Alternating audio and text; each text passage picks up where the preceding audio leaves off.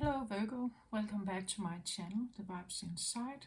I am Mariana and I'm here to do your next reading. I feel like I should shuffle on camera, so I did that for Cancer as well. I don't know if that is significant, but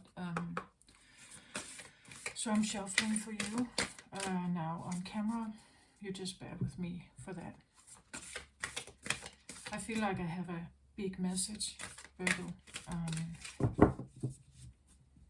I did a reading some time back, 2 months or maybe a little more, for Virgos, where I spilled my coffee all over the place and I destroyed like some of the cards and some of the decks. I had to tape it together. The message was quite profound, like something, you know, like something has come in and like this floodgate tsunami that just, you know, like it destroyed everything for Virgo, right? So in like a different kind of picture, we could see this as, you know, the fall of something, the fall of Atlantis, the fall of Lemuria, that something comes in with such force and kind of just destroys something. The flood, right? The flood that kind of just, like the flood of Noah's, where we know Noah was building the ark for the animals, but God sent in this giant flood to kind of just make a clean slate, you could say. And you know, if you are the flood, like if you are the flood, you come in with a certain purpose. You want to wipe something clean, you want to get a new start, you want something to be over and done with, and then we start all over again, a 2.0, right? That if you are the flood. But if you're not the flood and you are a participant that experiences the flood, it's a totally different thing, right? It's like then you are now overswum by something, overwhelmed by something that you can't stop. So there could be and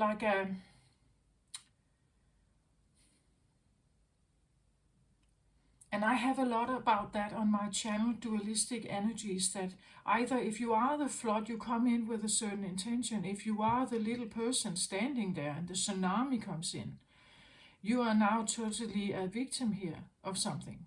It may feel like, right?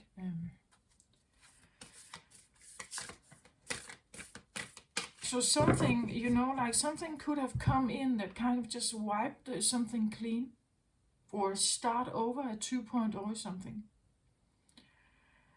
So either you were the tsunami that came in and wanted something new, or you were the one that was standing there while the tsunami came in, right?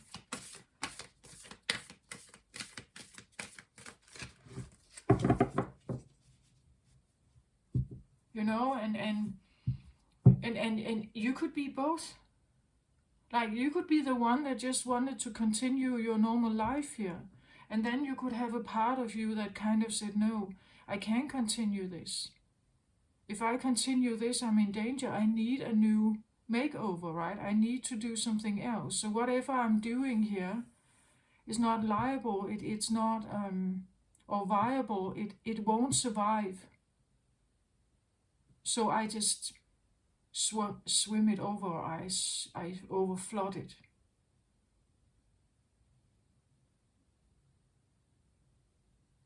So we can start again. Does that make sense? Like, and what I get from this is something like, I've had a lot incoming information for Virgo actually over the last couple of days. I know that in astrology you are seen as an earth sign. I don't see you at all as an earth sign. Not at all. Like you are not, in my book, you're not an earth sign.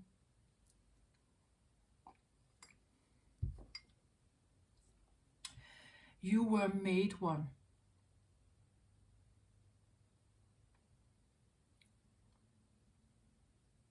That I am going to argue for this so much.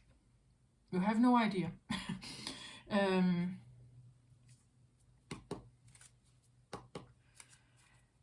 I believe Virgos were made earth signs, were made earthy by some kind of incoming force.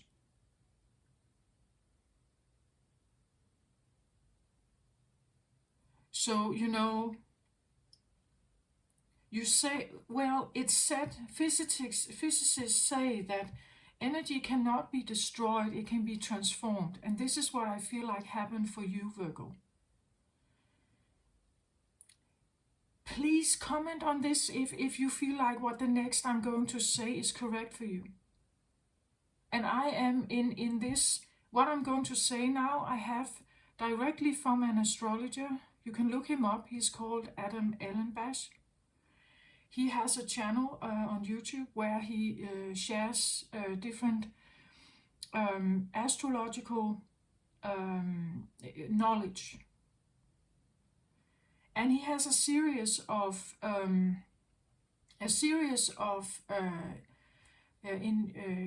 videos that have to do with each zodiac sign and what is called the misconceptions of each of the signs. You can look that one up for Virgo.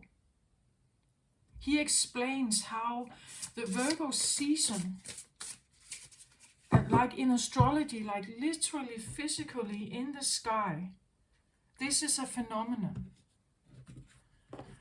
He says that Virgo, and I think this is so interesting, that Virgo, like the way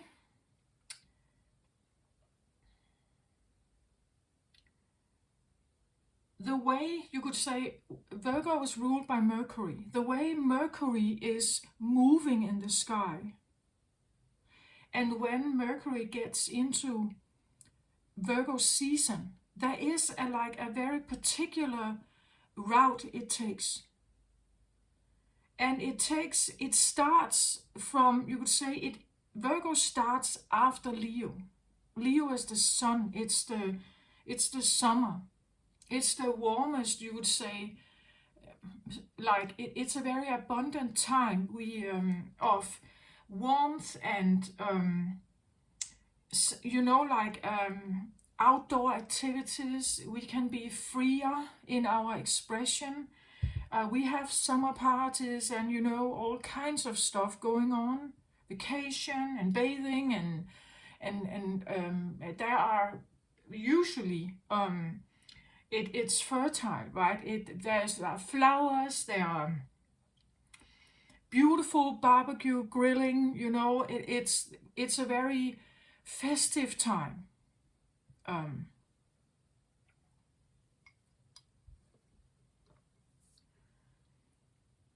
We show off, you could say, in the summer season, right? After the summer season, the Virgo season comes. The Virgo season is like, what actually happens in the sky is that Mercury is changing a course in the sense that it's in the start of the Virgo season, it's still up. Like it's still, you could say, and in relationship to the sun, it's still up. It's still, it still has momentum. It's still strong. It still vibrates, right? But slowly and surely, during the harvest season of the Virgo season, the Virgo time of year, the sun's, it becomes less and less and less, and we moved into autumn. And this decline, you could say, like this sun decline is affecting Mercury in a very particular way. in the sense that it's like, and you please comment on this if you feel this is correct for you. It's like Virgos, they know this. Like they know that as long as I can stay up here, it's like they are attempting to keep summer alive. They are attempting to have something abundant here, as opposed to the autumn decline, where things start to wither, where everything starts to, the food is scarce. This is, I believe, in this season, this is where the gatherer element is also developed. It's because they know the doom is like it's inbuilt in Virgos. Like they know they have to stay on top. They know they have to stay up. Like all what they do has to do with the highest octave possible for them. They're not the sun. They're not Leo. But they are attempting to, keep everything to the highest possible, best, greatest life, you could say, possible. So this means keeping healthy, keeping fit, doing the right things, I've said this before about Virgos. They're spotless, right? You can't put a finger on them. Like they look good. The hair is perfect. The makeup is perfect. The abs are. They are fit. They are healthy. They are strong. They are reliable. They're almost like a machine. Like they are so dependable, so reliable. And if they have a sick day, it's almost like they over excuse for having that one sick day, because they are supposed to be up here all the time, right? It's so, I don't know, it's so inbuilt.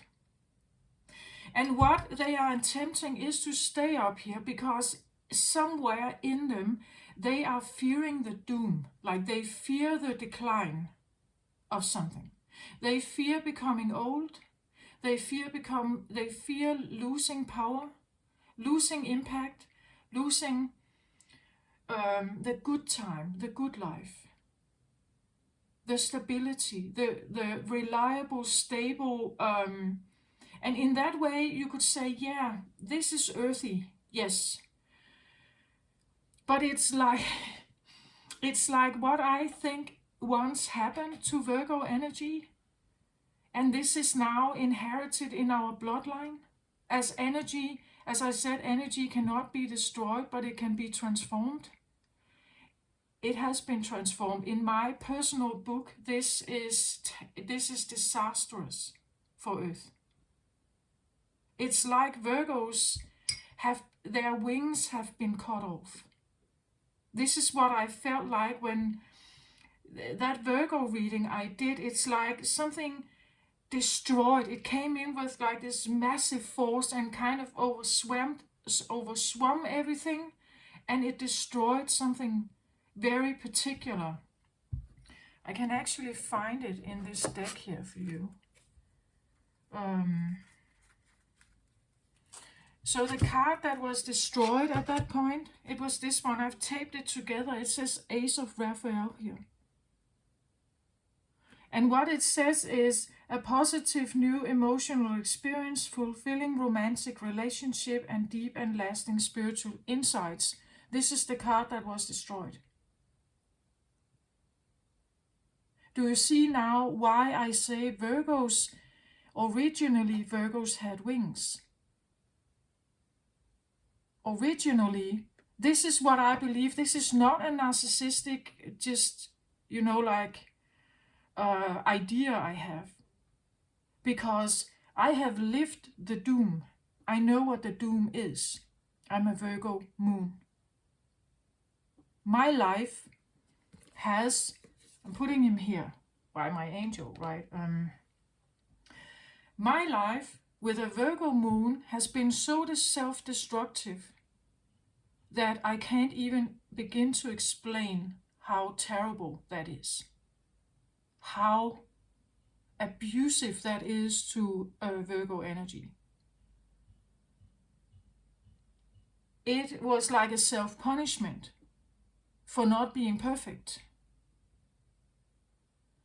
And that is an everlasting problem. You can never get out of it, because we are not perfect here on earth. We never will be.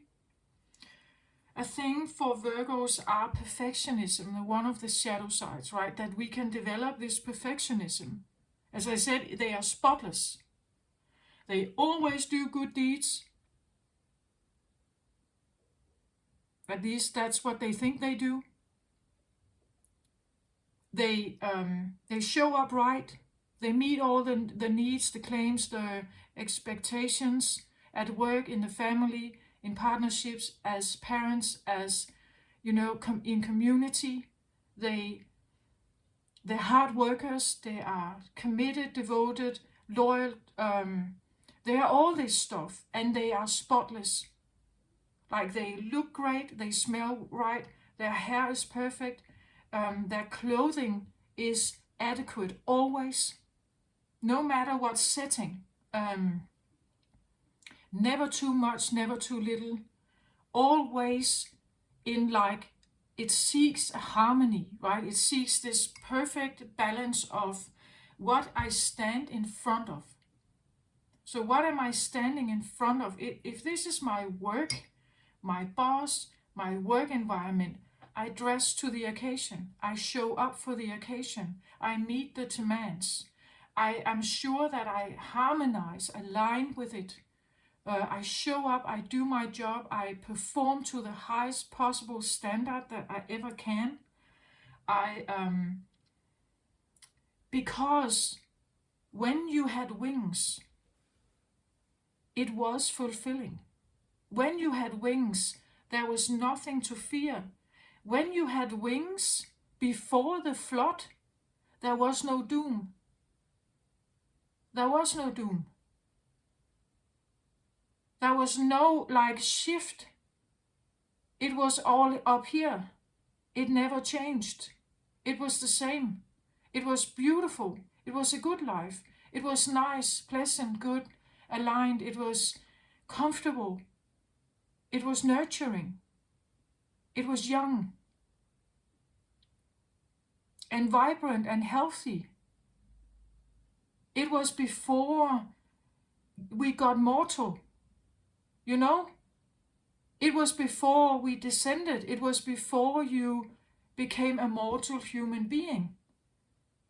That's why I say you lost your wings once. Virgos were, or the Virgo element, we all have Virgo somewhere in our chart.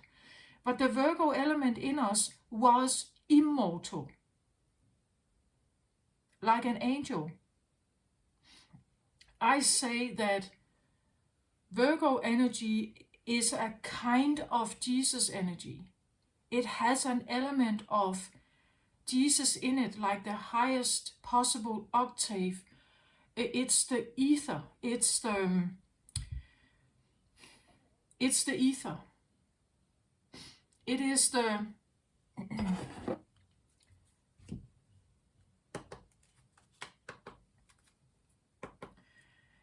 And we can say, when we look at the elements on Earth, we know we have, like the ones we have in zodiac, we have fire, we have air, we have earth and water, right? Those are the four we know about. Those are the four most people work with. But what if we could add ether to this? What if we had ether? And as I say, we all have Virgo somewhere in our chart. Mine came out as a moon energy. Terrible energy. Terrible, terrible, terrible energy. It's a judge. It's a victim. It's a perpetrator. It is self-loathing. It is terrible, terrible, terrible energy. And it has been ruling my life.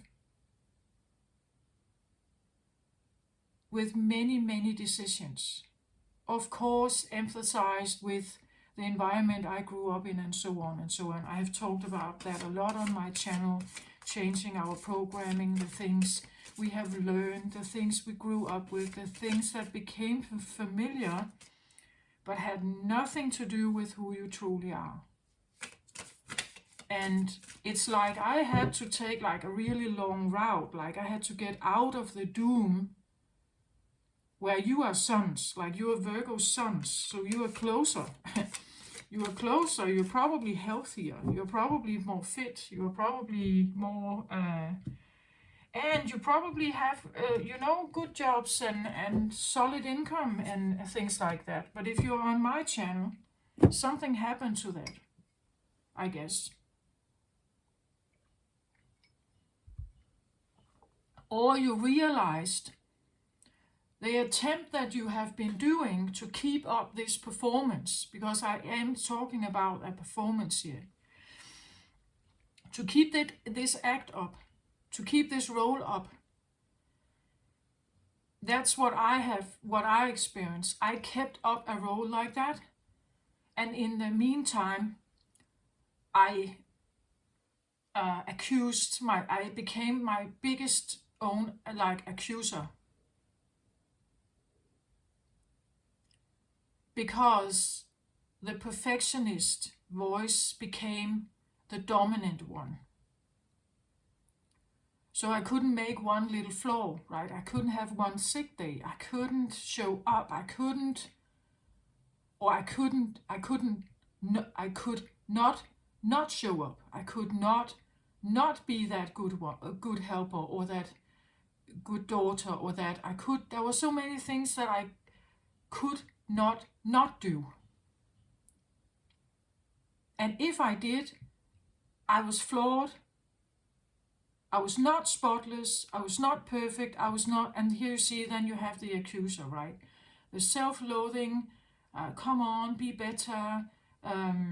It's an endless cycle of something, right? And it has kept me very occupied, like with this endless cycle of trying to be perfect in an imperfect world. It's not doable. Please let me know if this resonates somehow. If you're on my channel, I believe it does. There's a reason for you ending up here. So I'm telling you that I believe that Virgo energy originally was not earthy. Like it has to levitate. It has to, fly. It has to be able to see things from above, analyze from a bigger perspective. If you run around in the forest, you can analyze. Of course you can. But there's a perspective that you don't have. And it comes with the wings. You have to grow your wings. What does that mean? Well, for some it means the God connection, or connection to Source. Because Source is where you come from. Source created you. Originally, Virgo energy was created. It comes from a certain place, and I believe all zodiac signs, no matter which one it is, has an innate core that it is desperately, or, well, maybe not desperately, but if it has been threatened, it is desperately trying to keep it alive. It's desperately trying to make it survive and keep going. And you see, one of the reasons for this, for Virgo, like for Virgos, this can become very, very serious business. Because as I just showed you, what is at stake here? If this is not happy, what is at stake if we are not succeeding with Virgo energy? What is at stake? There will be no positive new emotional experience. There will be no fulfilling romantic relationships. There will be no deep and lasting spiritual insights. This is 5D consciousness. if we are not succeeding in keeping Virgo alive, Virgo energy alive, 5D consciousness cannot happen. It's serious business.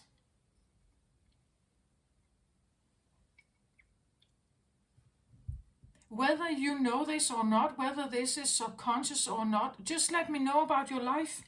Is it true that you are very particular about your life? And there is a very specific reason for that. If you dive into this, why is it? Why is it that you cannot fail?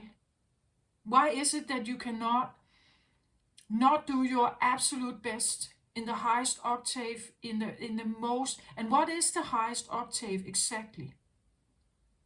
What is the voice here that governs this? What is that exactly? What is it trying to achieve here? Isn't it about the good life? Isn't it about freedom, safety? Isn't it about being, safe? Isn't it about beauty? Maybe grace, maybe, or even for some, mercy. Isn't it about forgiveness of sins? Isn't it about the total, the release of burdens? Isn't that the reason? Isn't it this that you are somehow fighting for? Isn't it, or protecting positive, new, beautiful, emotional experience, fulfilling romantic relationship, unconditional love here, right? Deep and lasting spiritual insights. And the deep and lasting spiritual insights comes with the wings, right? Now you can fly closer. You can fly up here. You can see everything from above. You can have a different perspective. You can do that. You can align with Jesus' energy or another deity. I just talk about light here. Love vibrations, love frequencies.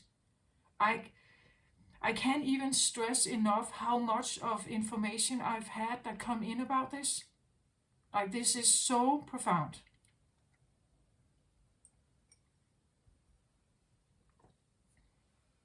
And I don't think it's only for me. There are other Virgo moons out there.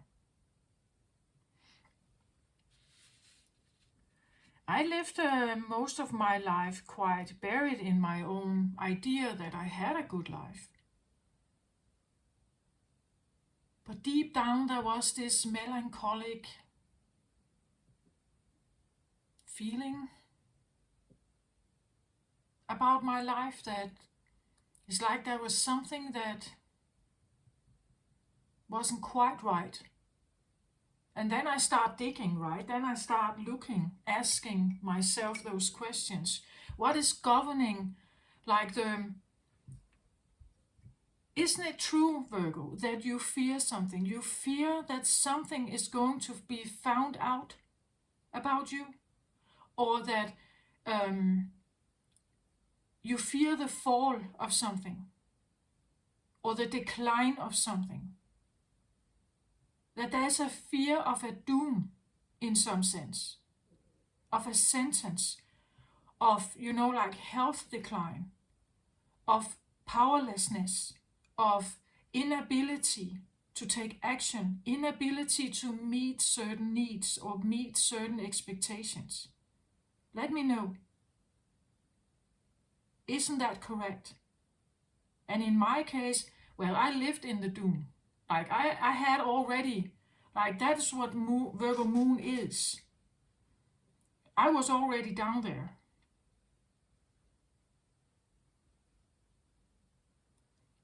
The problem is that if you know your Virgo energy, the problem is that if you get too much down here, you become that perfectionist. you become that self-loathing. As I said, it's terrible. Like it's a terrible energy. I get it. You don't want to end up here. It's self-destructive, self-lowering, loathing. It actually is almost attempting to destroy itself. It's self-destructive. And as I just said, like most zodiacs, they fight for their innateness. Like they want to survive. When I was really low in this energy, it's almost like I wanted out. I wanted out of the pain of being here.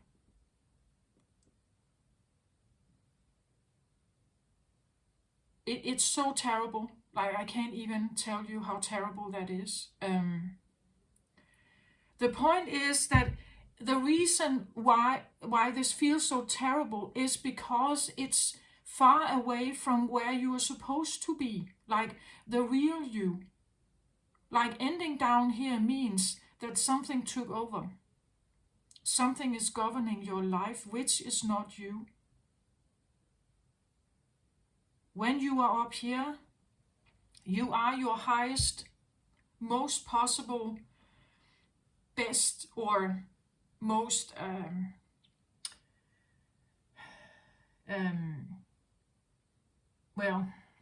awakened or aligned self.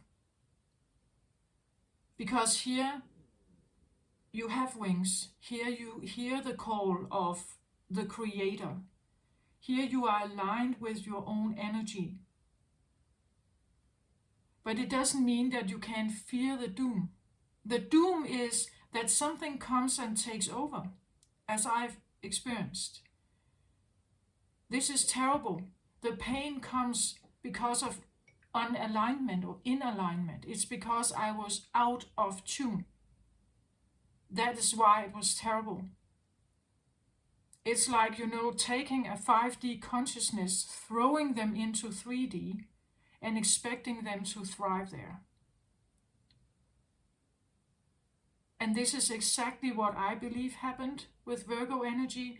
Some just live this more than others, right? You are sons probably when you tune into this energy. Or maybe you're cross-watching for someone else. But if you are Virgo sons, you could be higher up here. You're just, trying never to get there. Like never to be taken over. You're fighting for your right here. You will stand up for yourself. You will do whatever it takes to make your energy survive. I was born into this.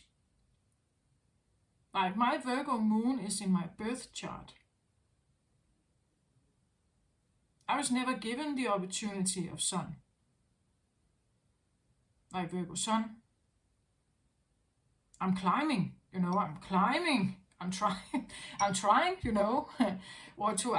to change my moon, you could say. As I said, energy can be not destroyed, but changed or transformed. So I have a version of this Virgo moon energy, and I'm trying to, figure out how to change it in a way. Grow those wings. Get myself out of this doom state, you could say. Aligning myself with some of this, right? Does this make sense?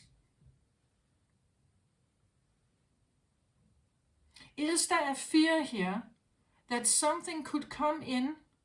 It's very, like instinctive, intuitive, like that something potentially could come in and take over, and you are doing everything you can to prevent that. Let me know if that makes sense to you. That it's like there is a knowledge, like a slight memory. It's like it's in your blood that once something happened that almost destroyed all of us. And this little part that I have alive, I am I hold on to it to dear life for dear life, right? This is like an innateness in me that I can't ever lose. It can never ever be lost. And your wings were gone, so you had to do the best you could on earth. You had no ability to fly anymore. You had no ability to, like, the connection to a higher guidance, a higher deep spiritual insights. The connection to the higher realm was cut. Or you are fearing that it could be cut. Because it represents this. It represents the most beautiful connection. It represents positivity. It represents light. It represents love. It represents, if you lose that, you see the devastation of this? Like how terrible this is? How misaligned you would be? And let me know if it is correct that there's something in you that every day you get up, you get out of bed, you do your thing, you look great, you are spotless, right? Because the spotless are those that are rarely attacked. You know? The spotless, if you go by your day and you always blend in perfectly, you do your stuff, you do your work, you do it relentlessly, almost like a machine, right? And there is nobody can point a finger at you. Nobody can, make a claim at you. Nobody can become angry with you. This is how Virgo can survive, right? This is how you keep that energy still here, present on Earth.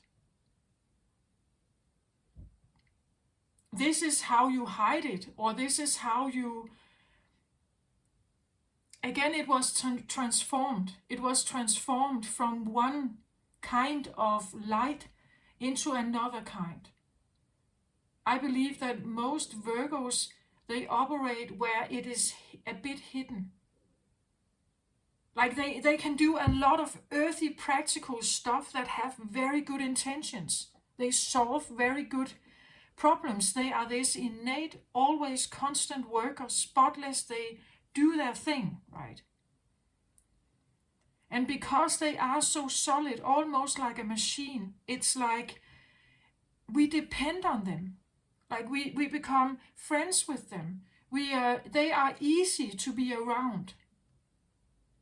But they don't stand out. Like they are not necessarily, well, you could have a Leo rising, then you would stand out, right? But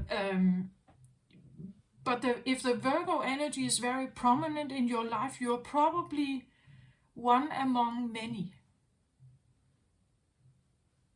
Right? You are one among many. You could be a follower. Mutable, Not cardinal sign, not a fixed sign. Mutable. You kind of blend in. But this is not how I believe Virgo energy originally was. Like the wings were cut. Something came in that took or potentially can take something very, very important from you. It's so, I can't even express how vital this is to Virgo energy. Like if this is lost, if the connection here and the wings are lost,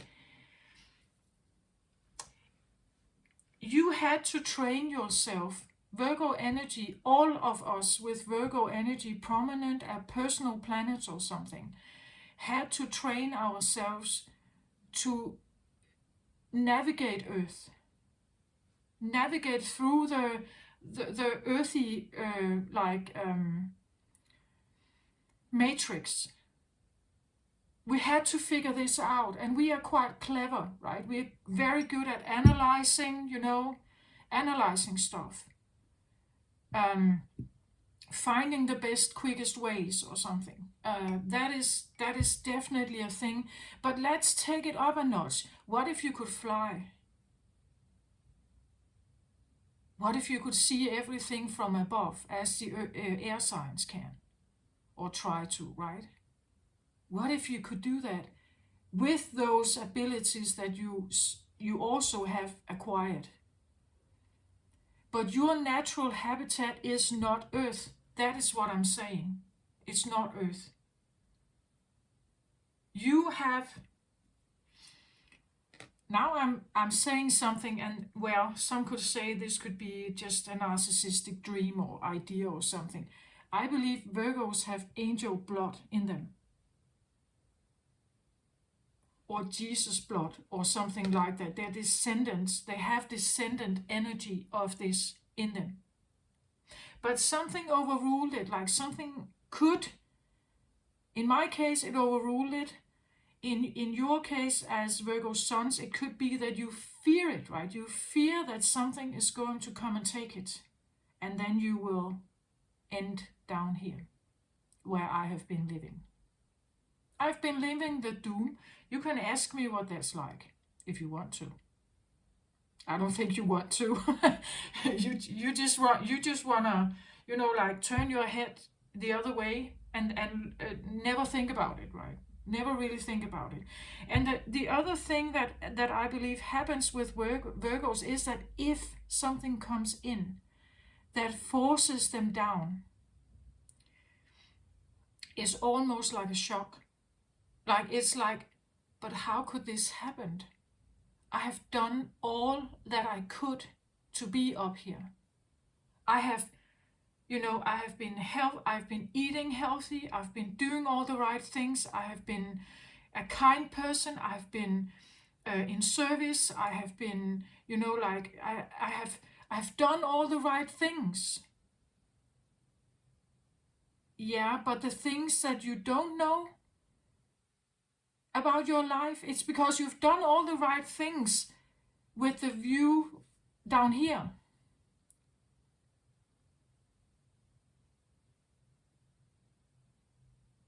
Down here, you've probably done everything you could. As I said, being spotless here. Being kind, helpful, devoted, all this stuff. We can have very religious people here, Virgos here, that follow a doctrine, that follow a set of rules, a set of regulations. Virgos are never criminals here, right?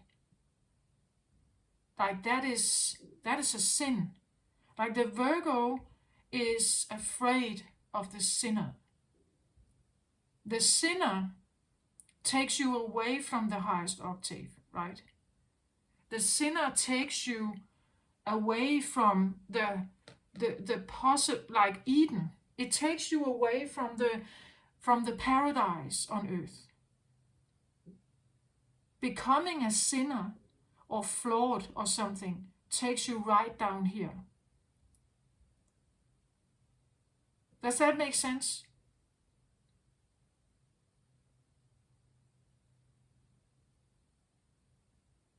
Where you have a set of thought, and again, remember that Virgo is ruled by Mercury. Mercury is about your brain.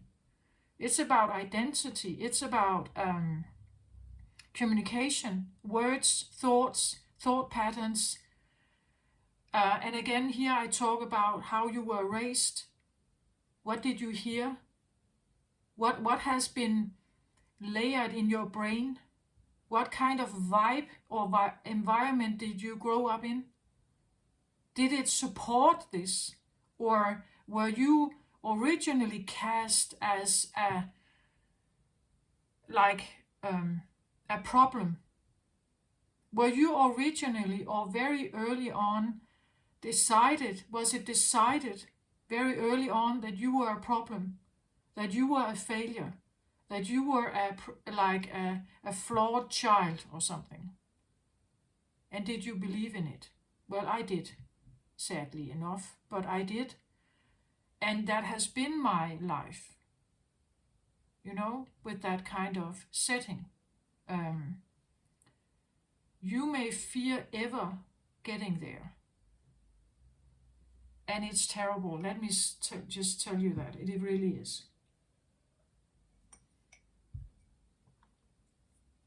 So I'm telling every Virgo, whether you feel you are in this or not, and I also have to stress that, like Virgo sons, you do all the stuff you do, and it's probably, you know, quite spotless. Your homes are spotless. It's always clean, neat, orderly.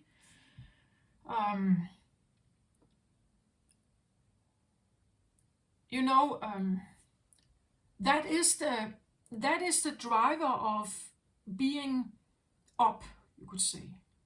There is a voice that governs what up is, like a standard, a level. That voice is interesting to look at. What is it telling you? Like, your biggest achievement, is it to have a clean home? To always look spotless?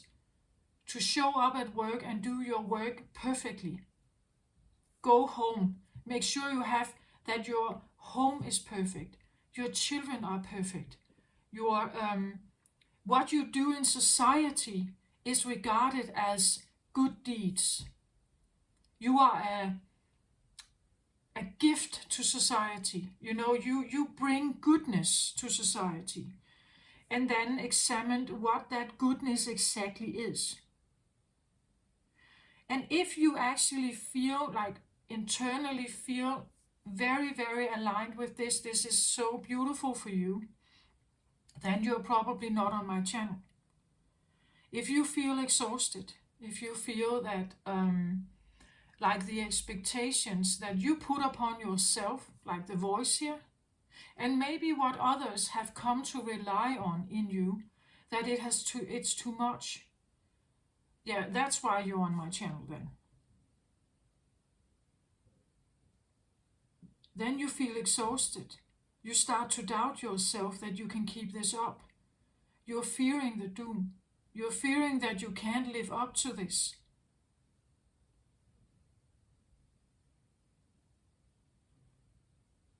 So there is a voice down here where I was in.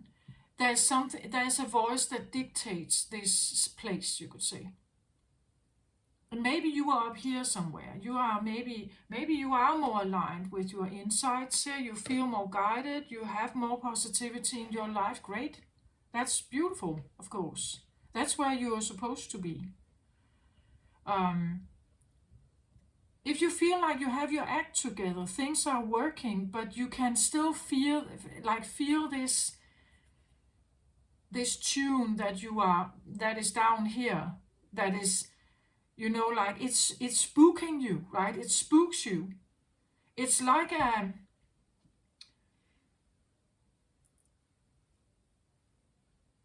it's a bit like a ghost, right? That is, well, if you are not keeping it up, I'm going to get you, right? And like that it's like this idea of the doom and the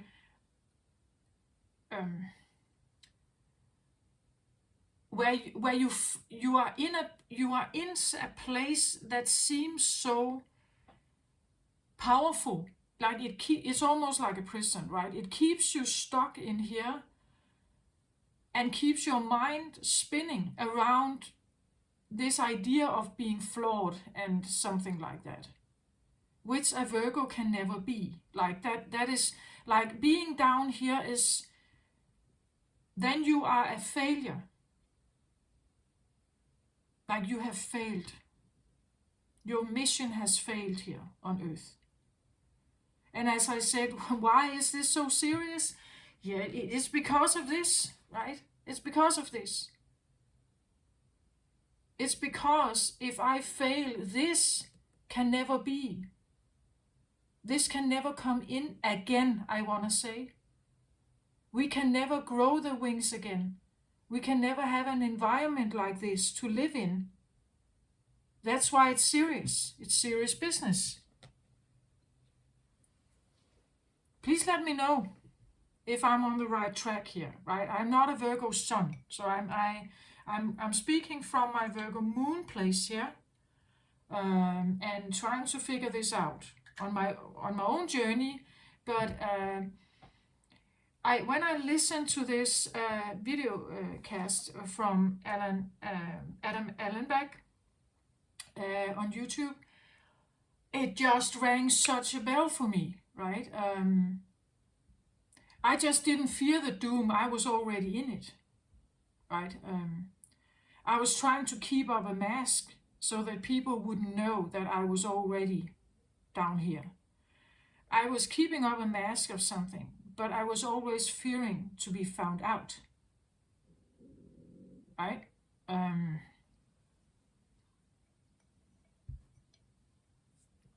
Okay, let's have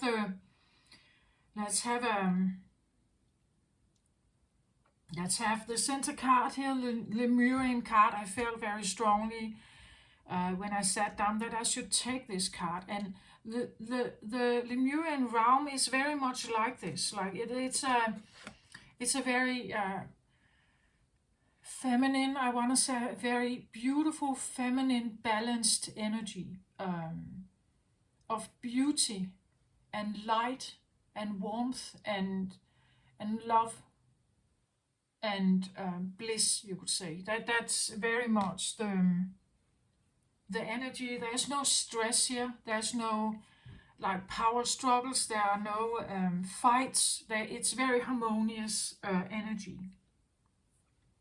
And it like you would say, if being, and that's what I feel like with Virgo energy. Again, you probably would align with Lemuria if you read about it.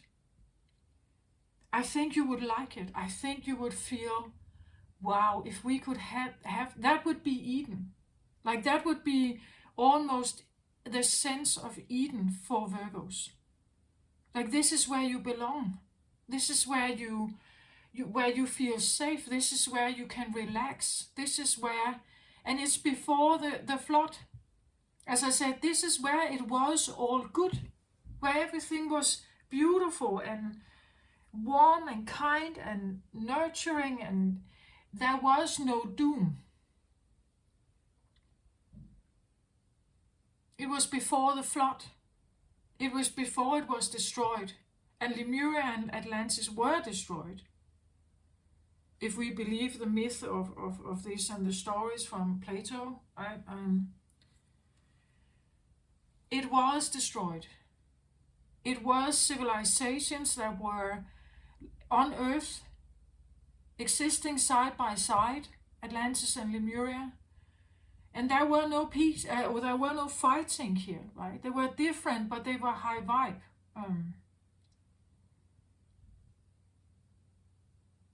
And Lemuria society was like working, again, maybe crystal healing. Crystals would maybe be significant for you here. Crystals could be, well, it's said that old information can be embedded in crystals. The Lemurians, they programmed crystals with old information, old memories, old teachings, old knowledge.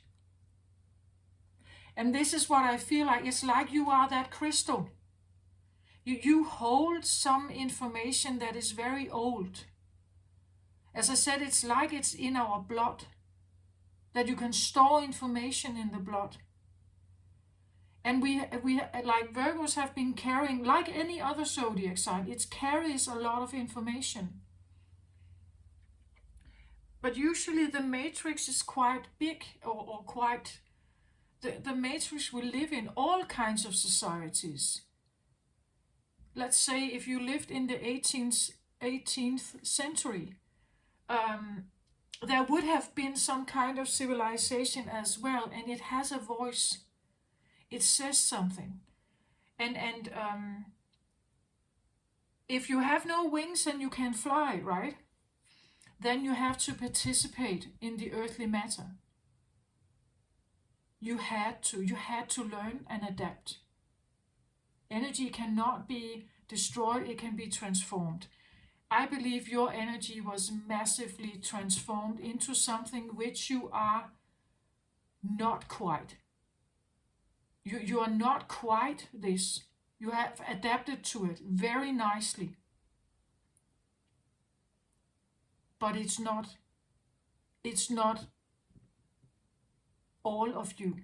Like it's partly has become you, but there is a big thing missing.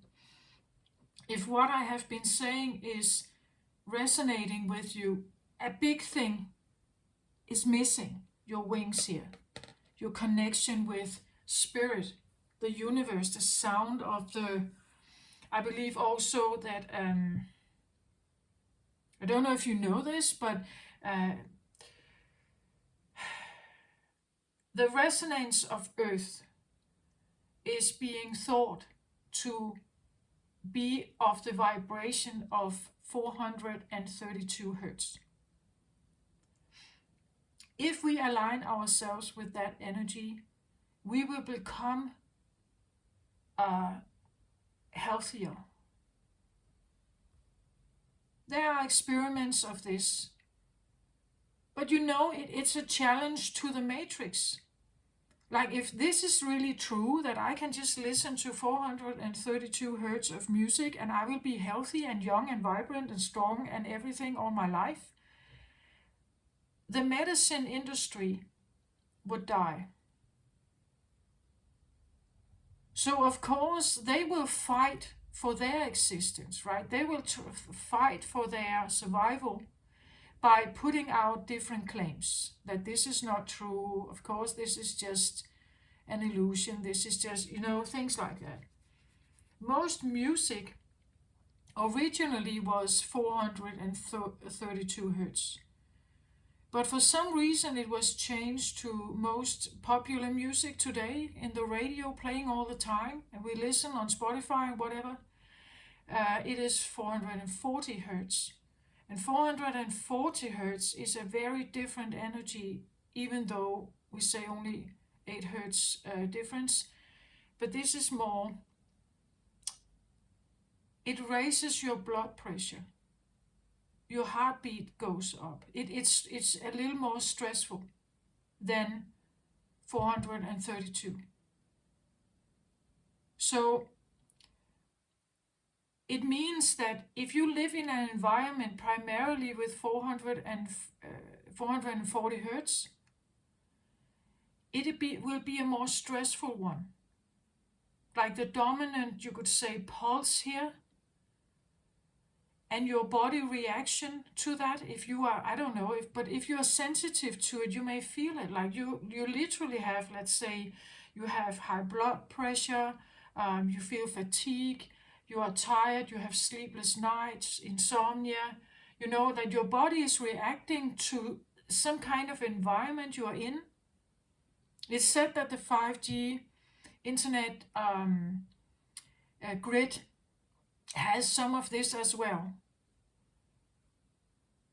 So some may have had like a health decline when the 5G grid started to come up, or you feel some of this now, maybe.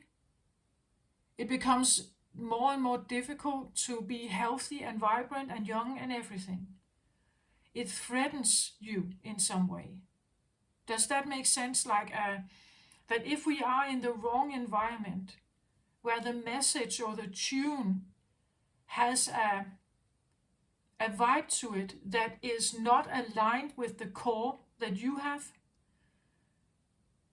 then you become stressed or overworked if you feel like you have to stay in it, that you can't leave, that you can't fly away or fly up here. You can't distance yourself from it. Does that make sense? That you're kind of caught in it. It's all around us. We know we have radio towers and things sending signals and whatever, always.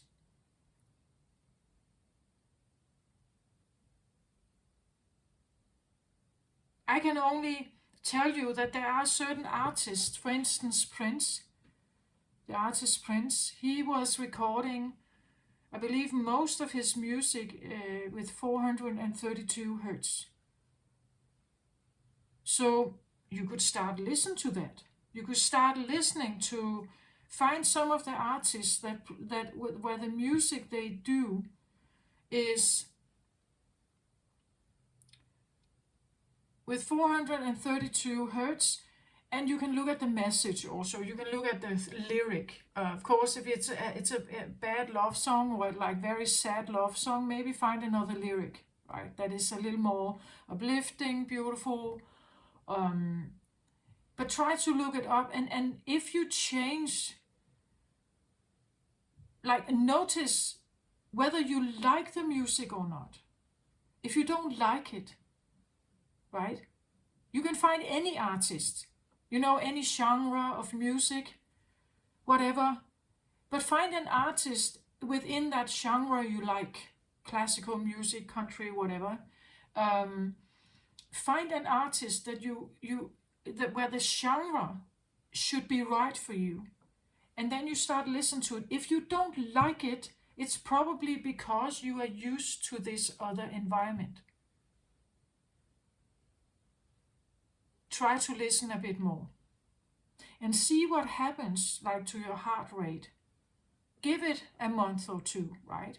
Listen to a little bit, 5-10 minutes a day, and see what happens.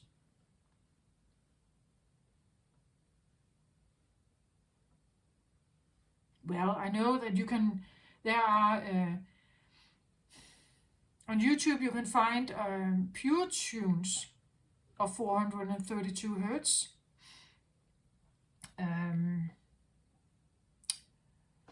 But it's like listening to an argument that you don't like because you come from this position. It's like I have a standpoint over here, and it's influenced by maybe the 440 hertz. I have gotten used to this environment and these thoughts and everything, how this works. I've gotten used to the matrix. I've gotten used to Earth here. So if I hear another argument, if I hear another tune over here, I may not like it. I may not like it. Right? Because I'm used to this has become my familiar now. I have been transformed into this. So to hear something else that it's not like the environment over here, it's a bit different, because it feels a bit unfamiliar. It probably you could have a resentment towards it.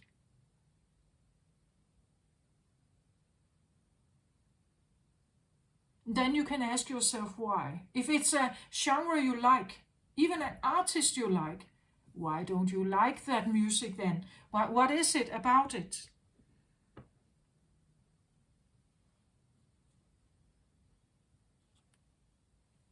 Anyway. Okay, let's have a look at the center card here, the mirroring card. It says the Portal Keeper, yeah.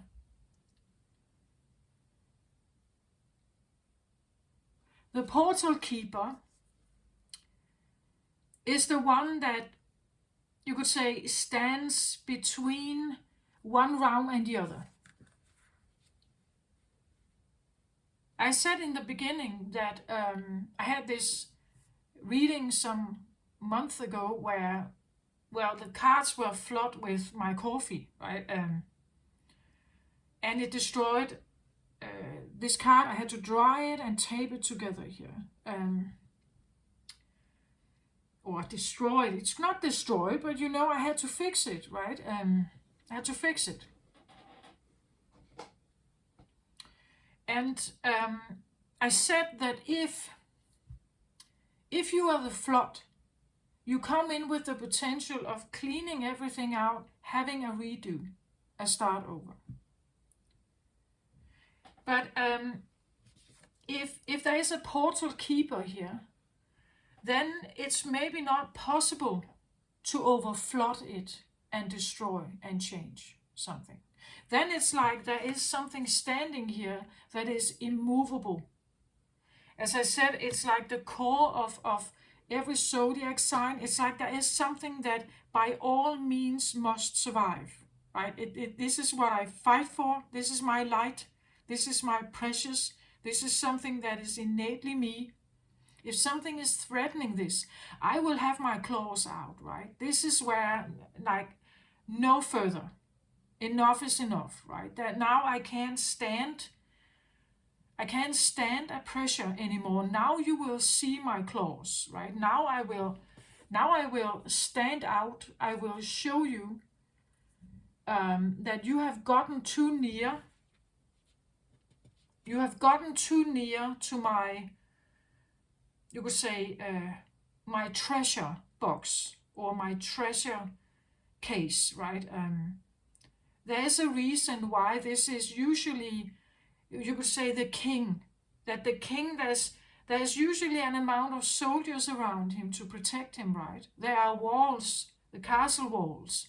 There are, because if you, like the king or the treasure box can never ever be given up. Right? That is a total no-go, right? Of our innateness.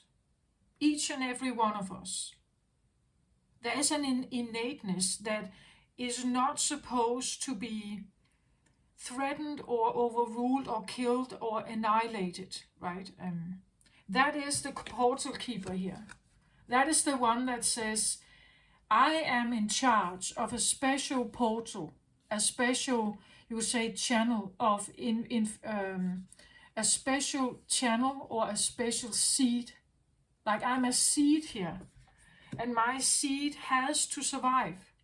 By all means, it has to survive. I'm going to do everything, even hide myself. Even hiding. But I can never, ever, ever let it go. Right? It can never, ever be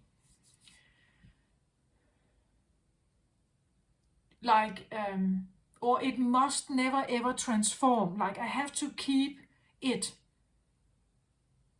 in its original form. If it's overruled, it's going to transform into something else, which I'm not. Which I am not that. It's not me.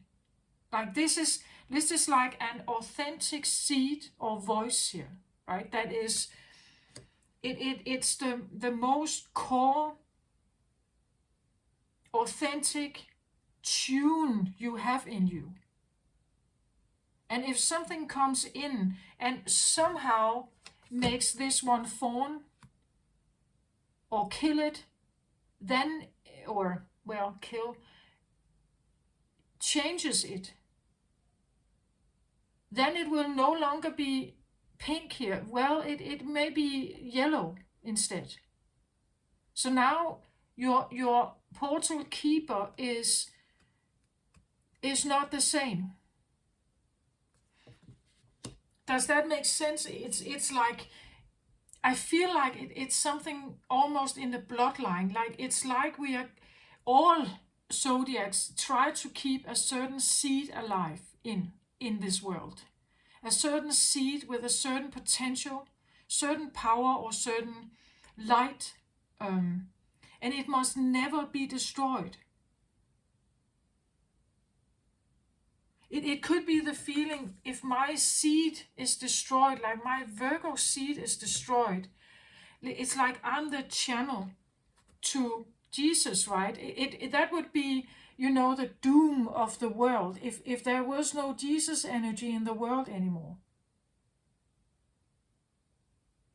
It's already challenged, that light energy, right? If it was totally doomed, it disappeared from the earth, like the memory of Jesus just disappeared. He never existed. He was never there. Like a memory loss in all of us, like our brains gets totally wiped off, like a blank slate. We simply destroy that memory. It doesn't exist. That history of ours doesn't exist. We have a blank new slate. And from this standpoint on, we now have a vibe of information that is coming in, and it's now, like it is creating your identity. So maybe you had a pink heart here, a pink seed. The pink is an energy that connects with the heart chakra. It is a very beautiful, I see this as quite romantic. It is falling in love energy. It's a very beautiful, positive. It aligns with a bit with this, right? It's trusting. It's kind. It's open. It's playful. It is romantic, and it's connecting. It's kind. That like falling in love, being in love is a bit what I see this energy is. And when we are in love, it's like everything is just good.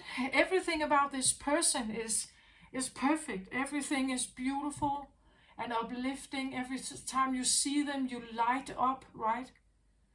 It's like they light up your life. They are this beautiful light in your life that you're just totally,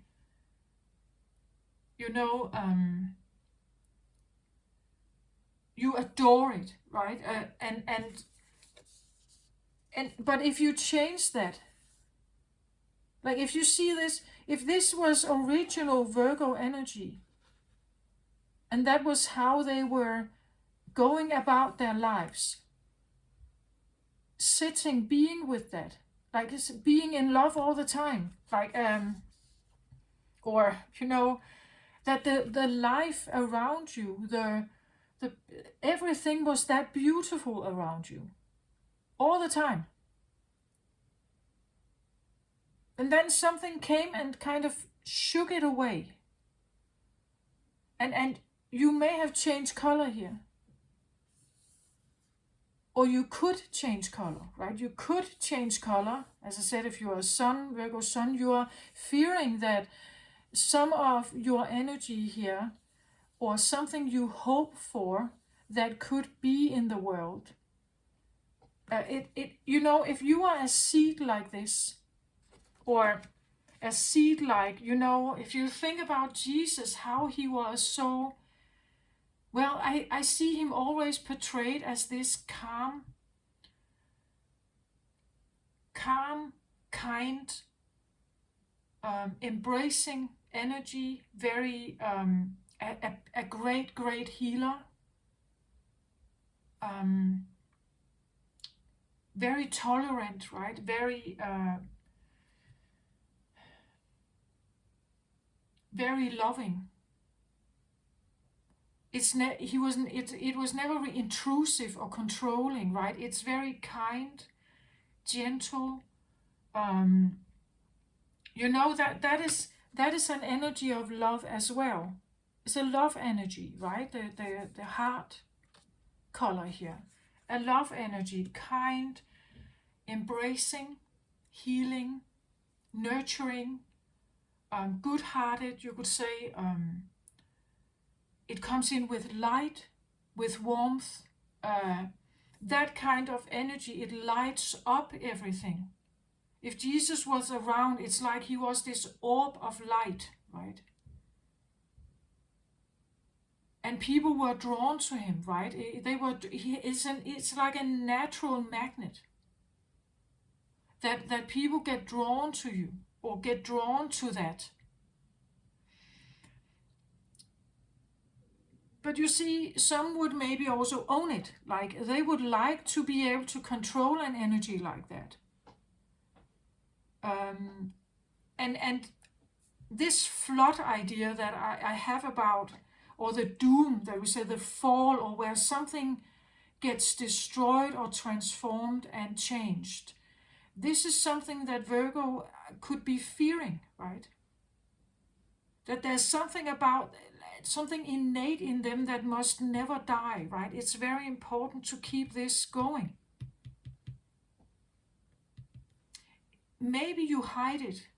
Again, as I said, being spotless means that you don't stand out necessarily, right?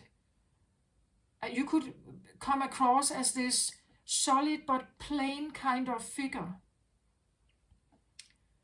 And it means that, and flexible, you always adapt, very adaptable. And that is, well, that's convenient if you are actually hiding something or protecting something special.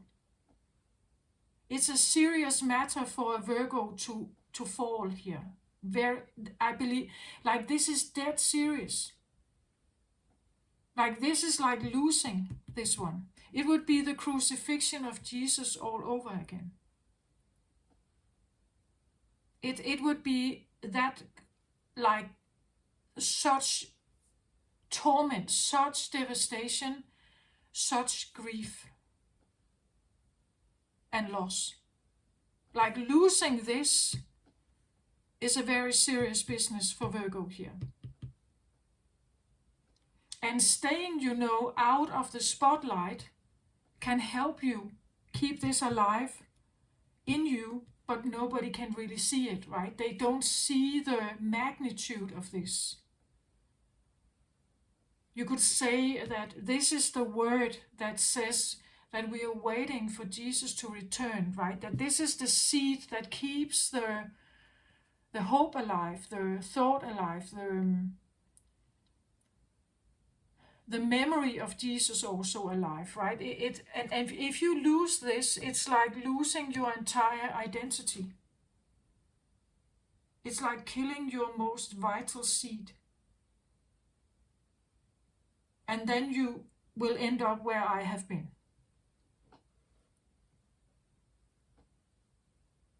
Rootless, no compass, no feeling of direction, no, you would say, no real passion. It's like losing the antenna, the most vital antenna that you could ever have. That is your guiding light. It's like losing your sun, you could say. Does that make sense? And I've been living here, down here, so I know what that is like. A Virgo without the light. But still something survived in me, still something started guiding me. So I'm still trying to figure out my way out of that maze, but I have come to this kind of knowledge. But I also feel like if we keep hiding the Virgo energy, like if we keep hiding it in us, because it's serious business if it gets destroyed by the matrix, by the 440 hertz, by the big voice that keeps maybe a bit, like it keeps, what happened to Jesus, right? He was like this beautiful energy starting walking the earth. And what happened to him? Well, he was hunted down, betrayed, hunted down, put in prison, sentenced and executed. Why? Why is that? It's because of his voice, his vibe. What is it he is vibing? Because it vibes something about equality. It vibes something about love. It vibes something about, what if the world could be like that? What if we could have Eden here on earth? What if everybody could love everybody? What if we could all interact with each other in that way? What if that was possible? But you see, those who are who live from another perspective, those who live in a vibe of, you could say, that are not uh, vibing with love, like their heart vibes with power, greed, pride, control. They feel threatened by an energy like that.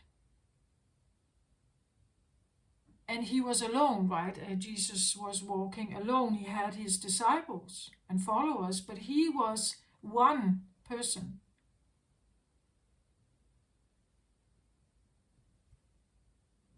You know, and it's like, if I'm alone in this world,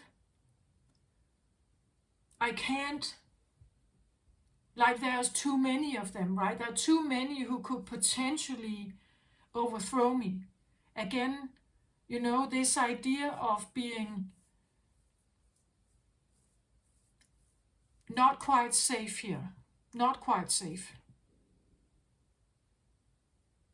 And I do everything I can to stay out of, like, to be average, right? I do everything I can to live up to my fullest potential. You know, I keep my job, I'm reliable, I'm trustworthy, I'm all this stuff, so that I will not draw attention to me. Because if I draw too much attention to me, I start vibing this more, I start to show this more, I start to let people know what I think, what I really think, what really is my highest octave. Then people would fight me, right?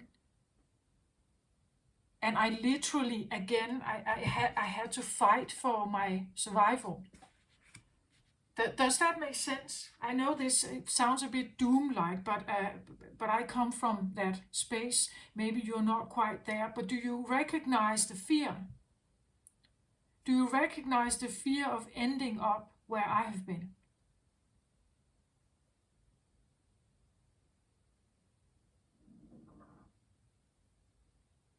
Do you recognize that one?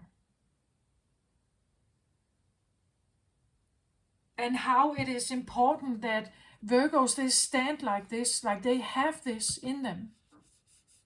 All Virgos have. You are the portal of, I want to say, Jesus light.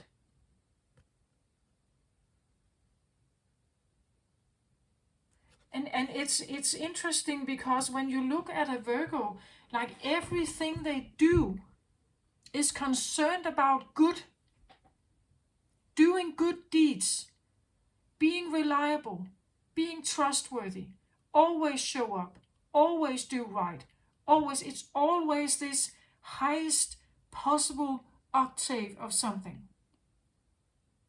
I don't know what dictates it. Is it a religious thing? Is it like the Ten Commandments? Is it, you know, but there's something here that is ruling it, that is telling it what to do here, how to be, how to serve, how to be an example of something, how to show a level of something.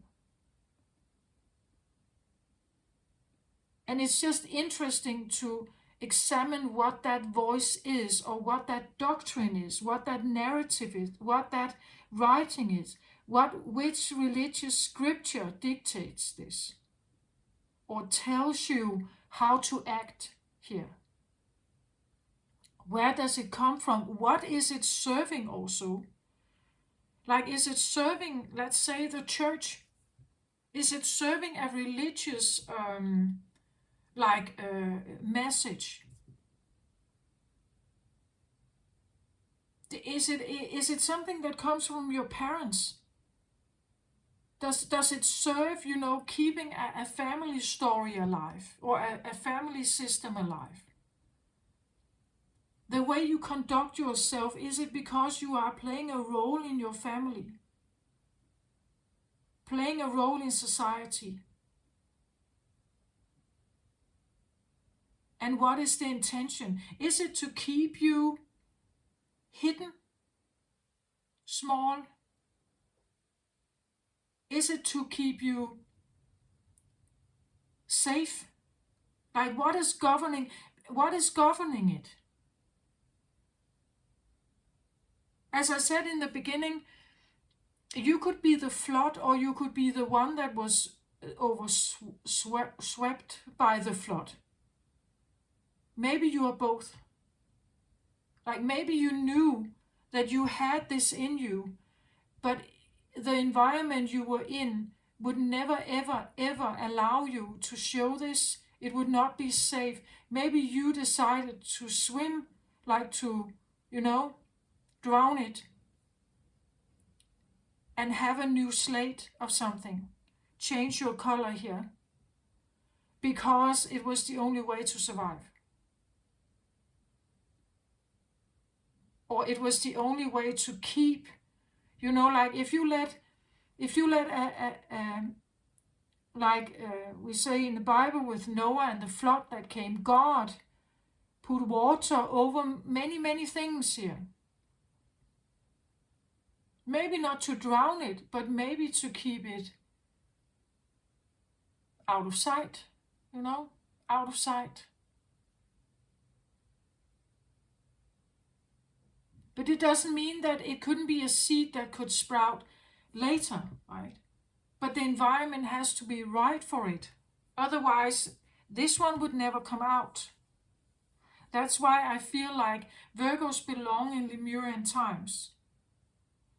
If the environment is right, Virgo would thrive there and show its colors, show its wings.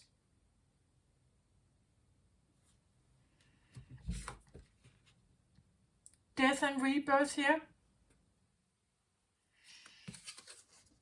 Darkness to light. Again, I have this feeling of like the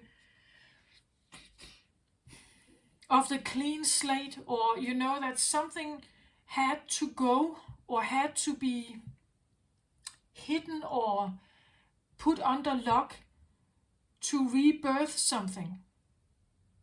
I'd like to have a clean slate in either way. Like, maybe it was to hide something, and you had to show up with a new color. It was the only way you could adapt to Earth.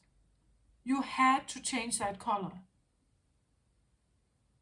But you see, to return back to pink here, you may need to do the exact same thing again. Like, you may need to, in my case, right, I had to figure out, first of all, that I was pink and not yellow or red here. That I was not red, I was pink. Or that the real me, the real seed, was not red or yellow, it was pink. And it means that, I was originally pink. So what does that mean? Well, it means some of this then. And to align myself with that has been a process. So I had to, you could say, let the red version die.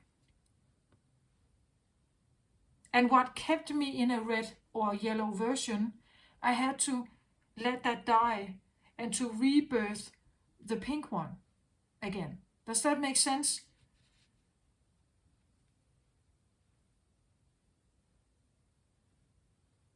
But showing this one, well, there could be this sense of risk to it, right? Because it has already experienced a fall. Like, it has already experienced a sense of overwhelm or being flooded, It has already experienced it. It's like it has been embedded in my blood somehow. And it has kept me occupied and kept me under lock, or kept that part of me under lock. It couldn't be. Virgo energy could only show up in a certain way. It could only present itself in an earthy way, not more. Not more than that. Like putting on the wings here means that it excels into something else. And it's like it couldn't present itself. That would be extremely dangerous. But here it's like death and rebirth. Again, I'm asking you to grow those wings. That is what I'm asking. I'm not here to tell you what to do. I'm inviting or asking you that if this resonates with you, you are maybe now invited to grow those wings. Own that you are pink here. That this is who you are. This is your legacy. This is where you come from. This is your home. This is your original seed. This is the portal that you govern. That is the highest octave. It's not the clean home. Well, not to say that that is a bad thing. But who are you cleaning the home for?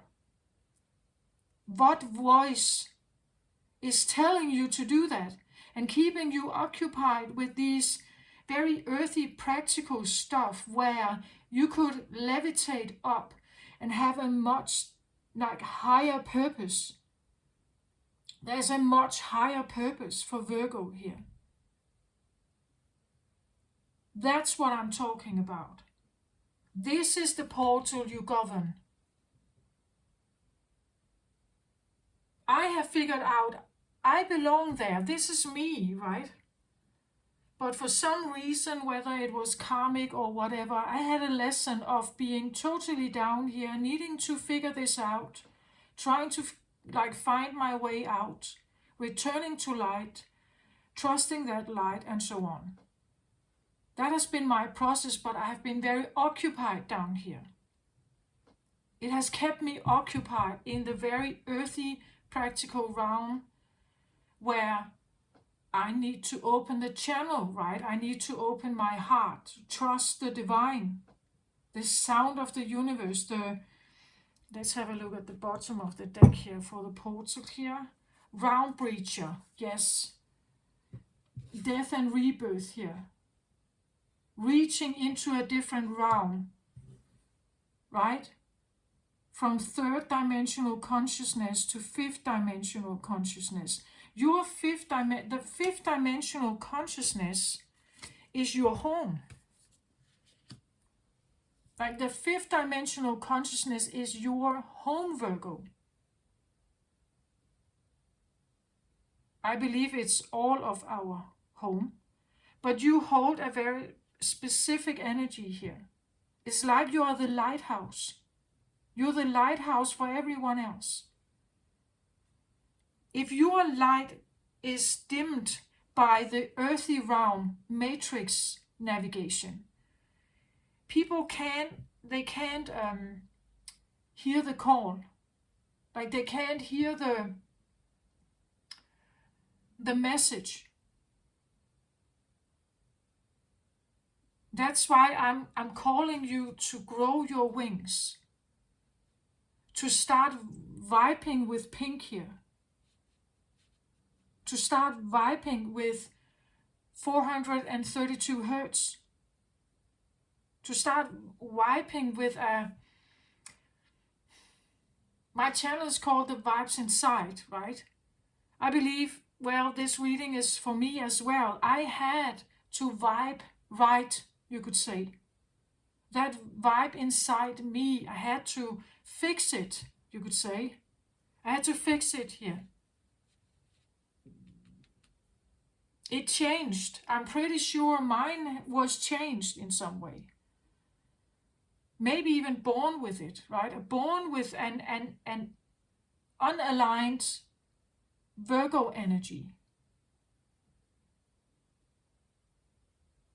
And having no antenna, no different guidance to figure this out, I had to trust like a tiny seed that may still have been pink in me, right? Because this tiny element was still pink, that was the melancholy that I could feel, right? It was the only reminder of a different realm. It was the only reminder of where I come from, where I originate from, what is my home, what is my truth, my like innate, inbuilt, precious truth of who I am, who you are. So I say here, from darkness to light, like if you feel exhausted as a Virgo, if you feel that everything you do and you're trying to keep up with good, like you're trying to keep everything light and up and good and reliable and trustworthy, and it's very practical and earthy and very spotless and very fine and very everything, but it's a constant, like it never changes. As I said, you're occupied in there. You're just occupied with all these practical, earthy. It's like you need to levitate up. Your perspective needs to become totally different up here. Like what your true vibe is. What your true vibe is. Because as I said, it has nothing to do with your clean home. It has nothing to do with the neat garden.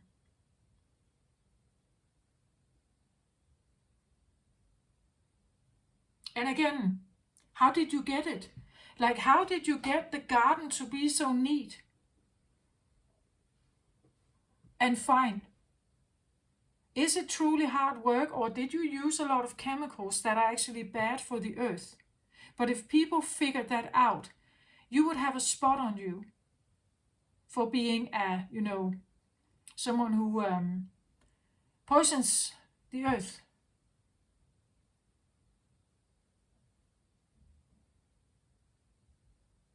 Just an example, right?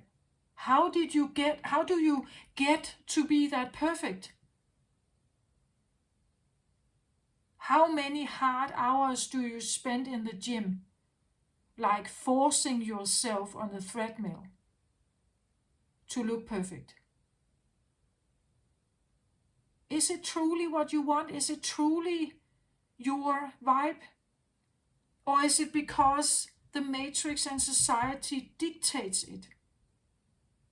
So what voice is truly the highest one? Is it truly, is the voice governing everything a voice that says you have to perform something? Or is it a voice of love? Like, is it that? Please ask yourself this, right? Try to figure this out. It's like Virgo energy is needed right now to own itself, like to shift this color here, become this beautiful, beautiful Jesus love energy vibe here.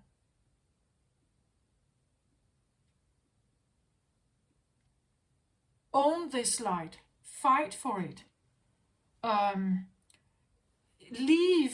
Leave situations that are not giving you this, that is not allowing you to be this. Seek environments that see that light of yours. But also know that every time we do something that we call good, well, there could be a shadow side to that. My father is very big on Virgo energy. Like he has this strong belief that he is put here on earth to serve in a good manner. And he is like he's a very big fixer. Like he has hands that can build and fix all kinds of stuff. And of course, it is a great help if people want it, if they seek it. They seek his help, and they're open for his great abilities to share and heal and fix something. Then it is beautiful. But he also has ways of, helping when people are not asking for it. He just shows up, and then he fixes the garden, or he takes things to the recycling station. He cleans the home. He does stuff. But this can feel totally different if you haven't asked for it. It can feel like an invasion. Like suddenly he's at your door. Suddenly he is, cleaning your floors. Suddenly he is trying to, he sit with your children, and he tries to, tell them what is good to do in life. And this can be like because it's his doctrine, like it's something that governs him. But if I haven't asked for it, if I haven't asked for his advice, if I haven't asked for his help in a certain matter, and suddenly he just stands there almost like I have to get in and get this done because it's a good deed. But for whom is this a good deed?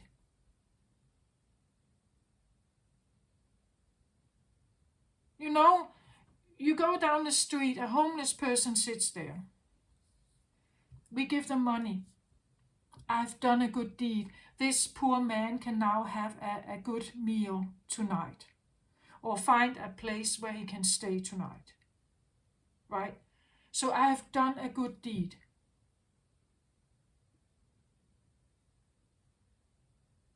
But if many people do this, like this homeless person will never ever get to a point where he potentially could take himself out of this situation. Like he may still be drinking. He may still do drugs. He may still, he will keep his existence up.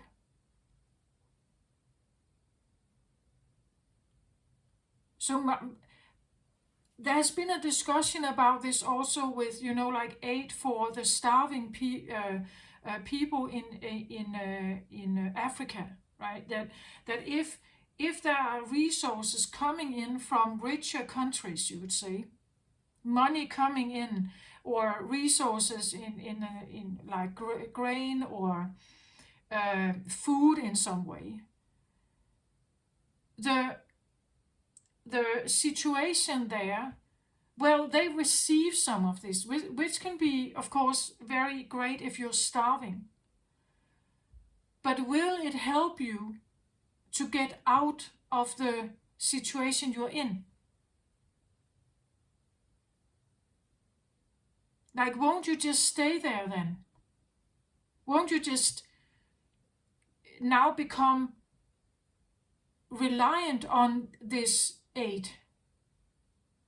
Will you ever get to a point where you say, okay, of course I can be reliant on this, but maybe we don't know how, if it's going to keep up, if it's going to keep coming.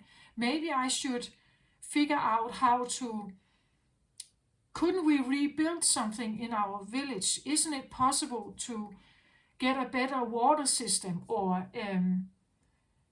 so some of the aid projects have also been changed, right? They have been changed from just supplying food into supplying knowledge about how to build a better agricultural system in this part of the world where the sun is so hot and it's such dry environment. What kind of grain, what kind of plants can actually grow here and yield, food for them?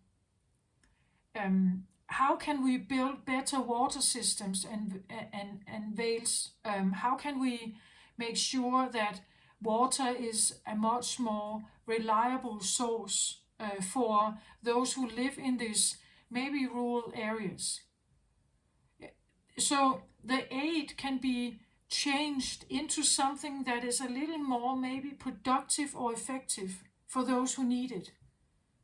So instead of just offering them maybe money or a meal, what about offering them advice? What about offering them, isn't it possible to do this even higher?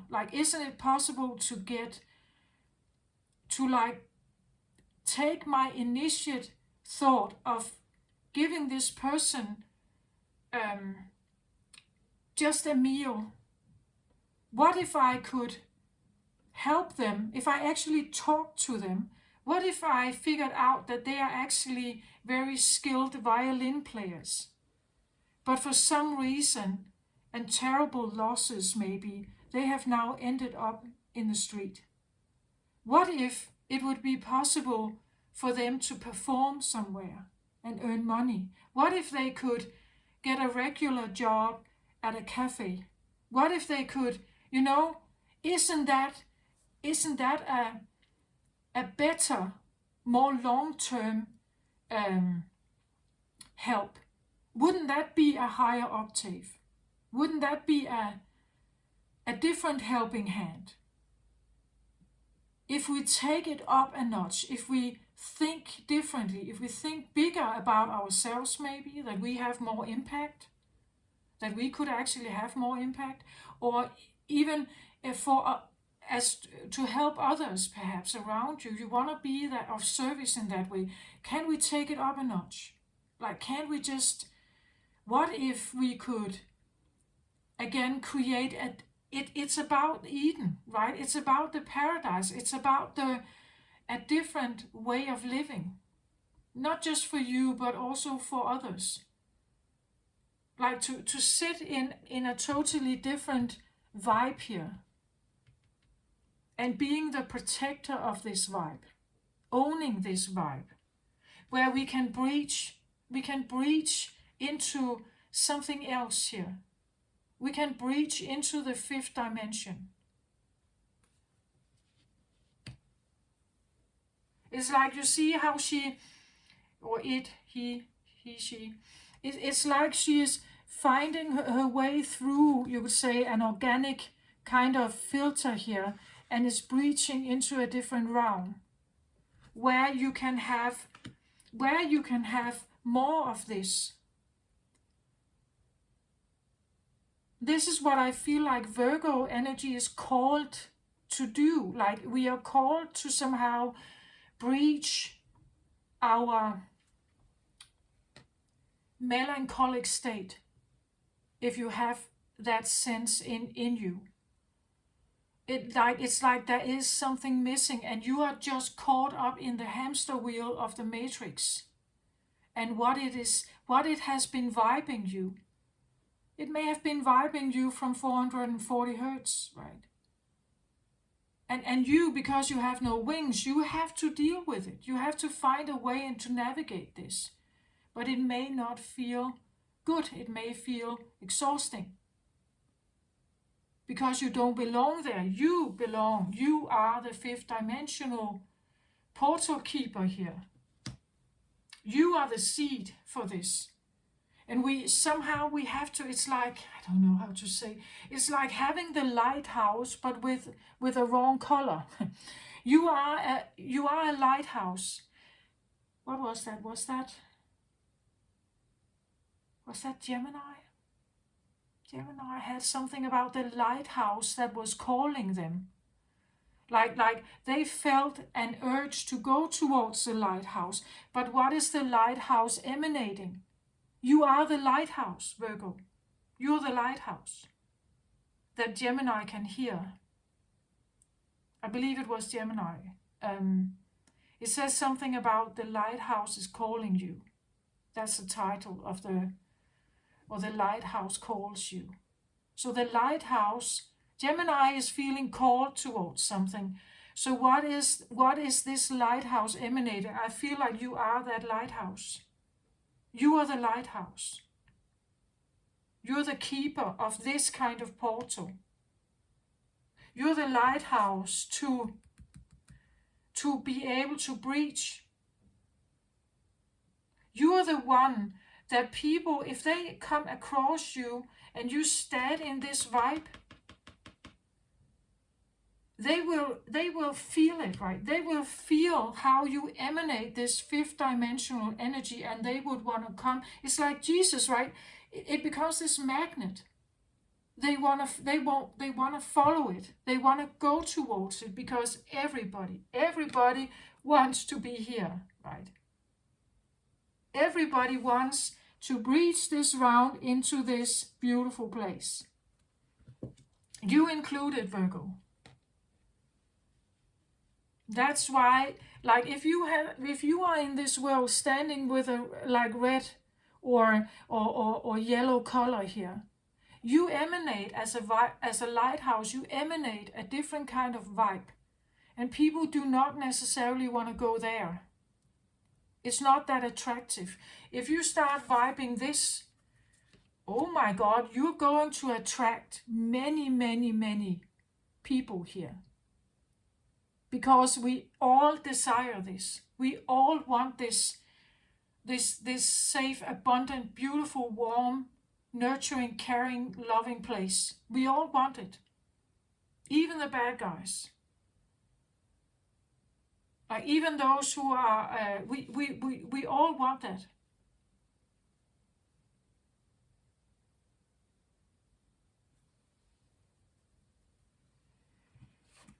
Next card out here is the Devil. Interesting.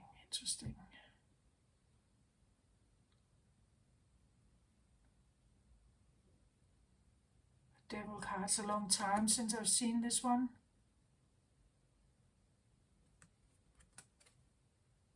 And the Devil card is, well, this is what I call the occupied mind that just keeps spinning, you know.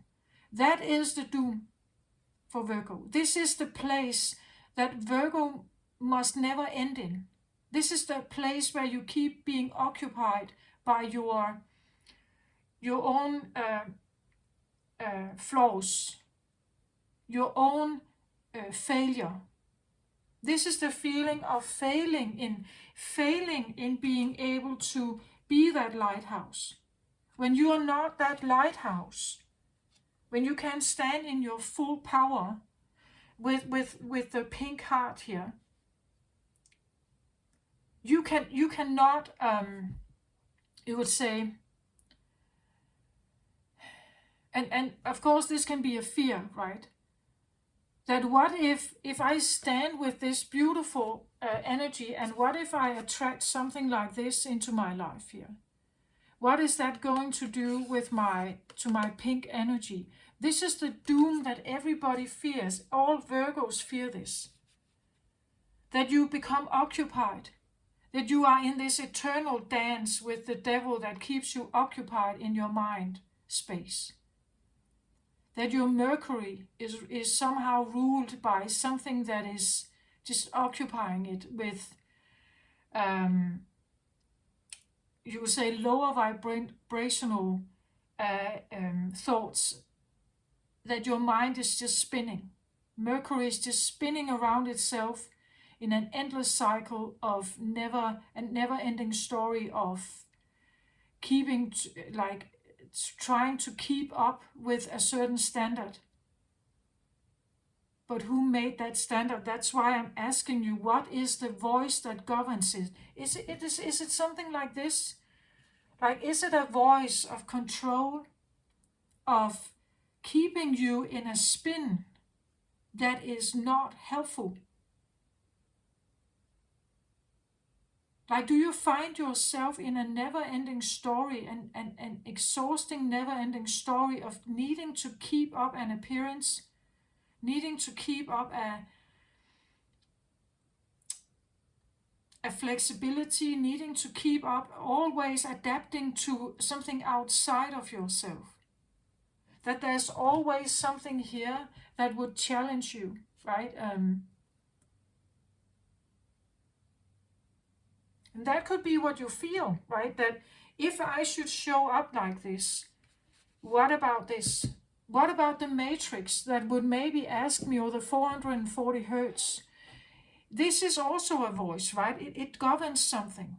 It's defending itself. It wants to survive. It has a certain, you could say, life. It has a certain existence. This could be this guy. He stands over here and he's shouting something. He keeps vibing something here, asking you to come back, right? He wants you to stay occupied here. You could say this could be the call of the matrix, your work. This can be, as I said, it can be embedded in music. It is a vibe we have from, the 5D grid, internet grid, right?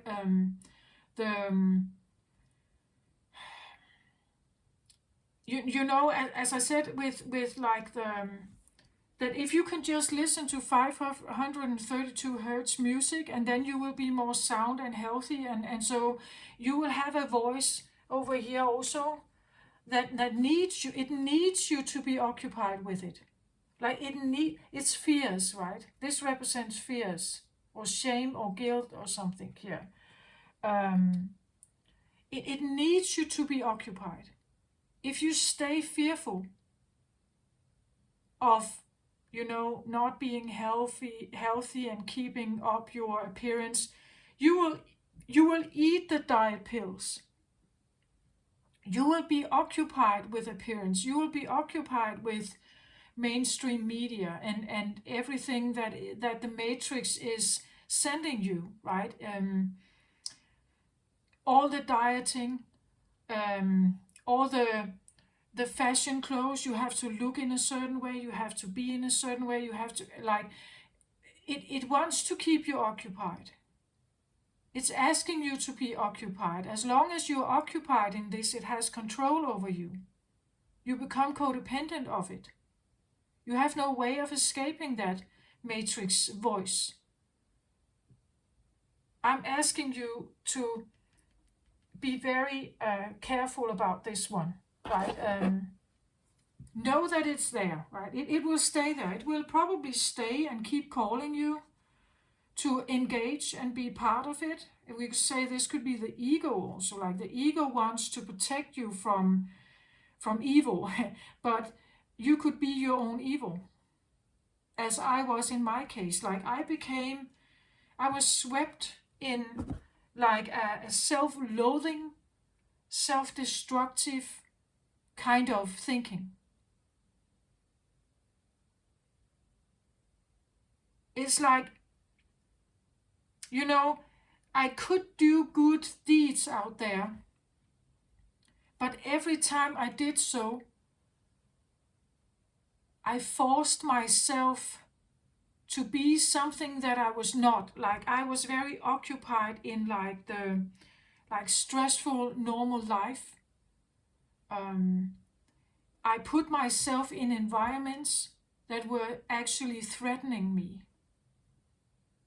I needed much more calm, much more slowness. I needed to slow down and relax more, have less stress. I needed to lower my heart rate, my blood pressure. I needed to do this. That is the right environment for me. But I constantly found myself being in very stressful, competitive, masculine environments, which was actually threatening. It kept me occupied. It kept me always seeking to follow up, like to be on top of this, to stay there. but staying there just exhausted me. Staying there was actually literally slowly killing me. So why did I stay there? At the bottom of the deck for the Devil card, I have the Seven of Swords here. So this is also a terrible card, right? The Seven of Swords is about being manipulated into something, being lied to, being, future faked, being, try to, this is a betrayal card. It's like being betrayed, lied to, manipulated. It's like being around an environment. That's what I say. It's like this is going to persist anyway. This represents, you would say, the third dimensional, lower vibrational energies, which is very dualistic. It's always good and bad, or black and white, or something, right? Up and down. It always, and it will ask you to stay here. It's like a hungry ghost that is keeping you or asking you to stay. But again, if you breach to the fifth dimension, in the fifth dimension, you don't necessarily have duality in the same way. It's not that dominant. Like we can look, like from this perspective, you can look at the world and you can see how the duality is playing out. You can see it, you can observe it, but you're not necessarily part of it. You're not engaging in it. You know it's there. Like you know that you can see how others are interacting in it. But when you stand on the other side here, and you look from a different perspective, you have a different hat on now. You have different qualities to you.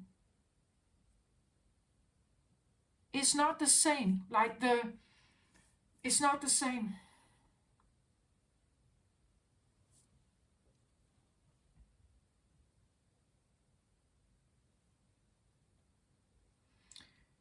For this card here, the bottom of the deck, I get this card here.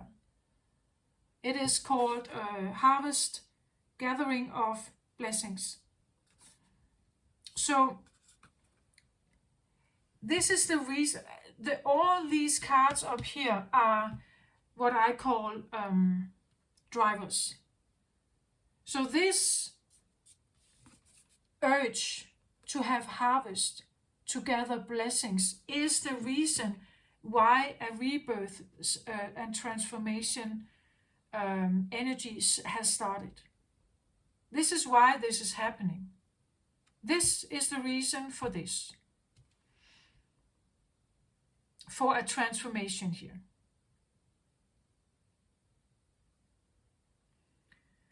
The round breacher, the need or the wish or the home feeling of the round breacher is the reason why you could say this portal keeper is here.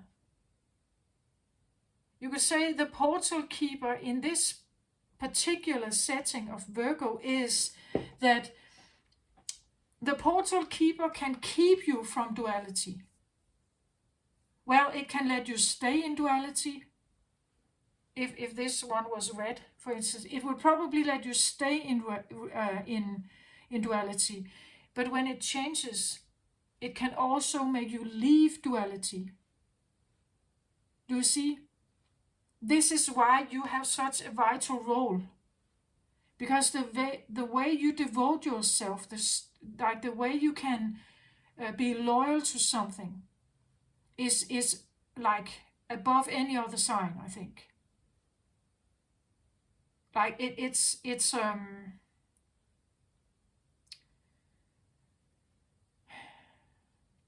when you have committed yourself to something, whether it's toxic or something, it's very difficult to change it. So let's say you were operating from a red cat here. You became a portal that stands on the red cat. It won't change itself.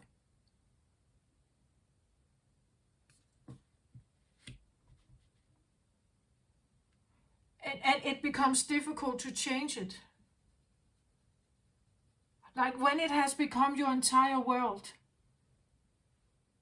If you have been consumed by a specific thought pattern, it takes a lot to get out of it, to change it. If your Mercury gets locked on a red cat here, root chakra for instance, trauma, then it's like it has a hard time changing that. But if you somehow manage to change it and you get into this, it becomes just as stubborn, you would say. It becomes just as solid. It becomes just as... And that's why you can stand and you can look at the world and you can see how duality is playing out. That some people are still in there. But you may not engage, like you stay out of it. You decide to stay out. You are going for a different kind of life. Again, this is a gathering of blessings. It's a life it's a life in joy. It's a life in something that is much more easy. There's less pain here. There's no pain here, right? It's not a hard life. But you see, it can go either way. Like your ability to like change, you could say, the door of something is your ability to either open or lock the door of something here or change the color of the door is uniquely to you, Virgo. Please shift the color of the door. You're the portal keeper here. You have the key to unlock the fifth dimension in you, around you. Become the lighthouse that emanates from this particular light. And you know, as I've said before, it's like you may now start to emanate a different light. And if people don't find familiarity in it, they will not like it. They will probably walk away from you. But you have still shown them your light. You have still sent a message to them. You may not even talk to them. You are just this wandering lighthouse that you have a certain energy field. And people can pick up on that. And some of them, they really want to walk away from you. They don't want you in their life anymore, perhaps. Because you start to stand here with this kind of vibe. This lighthouse, you're standing with this lighthouse, right? And it seems like it's calling Gemini. It's calling the twins. It may even be calling the twin flames towards it. And that's why, if you believe you are in a twin flame journey, you're doing a lot of self-healing job, together or separate. Just know that twin flames are doing tremendous work right now for this energy as well. Like this, like the healing they are doing is in accordance with this.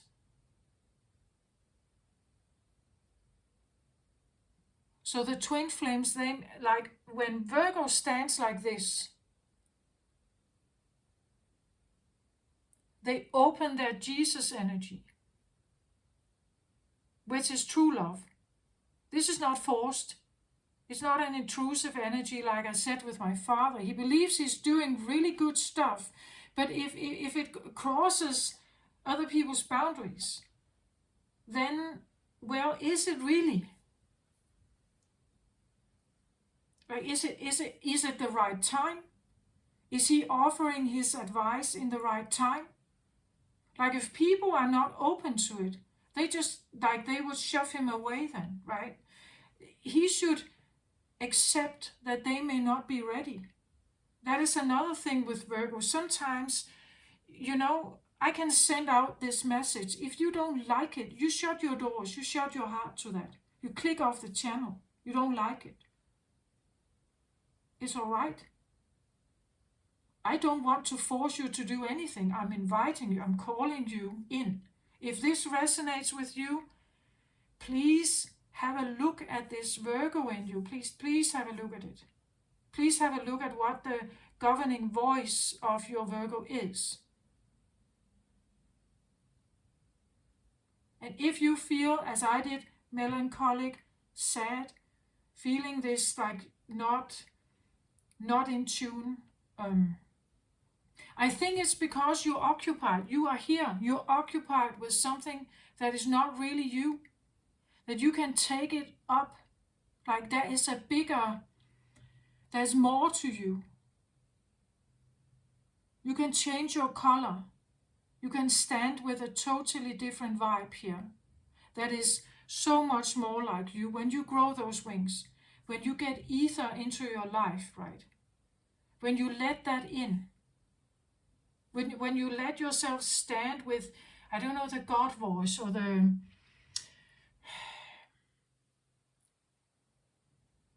But again, I must say that for this round of readings, there is a sense of God's speed. There's a sense of when the time is right, when divine timing is right, when you are ready. Like when your own resentment is no longer a blockage to your forward moving path, then you shift, then you rebirth. The rebirth cannot happen if you don't believe in it. If you still see yourself as needing to stay here and hide. If you don't feel you can overcome certain fears, then you're not ready. Take your time. Right? Take that time to figure this out. If you want to force something, then you're abusing something in you, right? If you go against something vital in you that is not ready, then you're forcing it. That has nothing to do with love. Like the love energies that want to come in now, the 5-dimensional energies that want to come in, they are exceptionally beautiful. But that is exactly what they are. They are not, and it's so different from the matrix. We know that, well, to get success in life, we have to like climb the mountain, we have to put the work in, we have to thrive or strive, we have to be focused, we have to do all this stuff. Otherwise, we won't get it. We will not reach the peak, right? We will not get to our goal. We will not succeed in life. But the energy that is here now is like a totally it's not like that. It's not like that at all.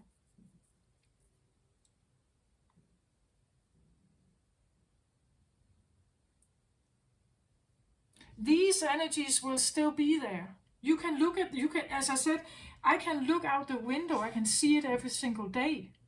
I can see how it plays out. I can hear it. I can almost smell it if I walk by another person. I can hear by the way they talk if they are in like if they are in the third dimension. If they are here, the things they're occupied by, the things they talk about, the things that are on their mind, their priorities, their ways and where they look at me.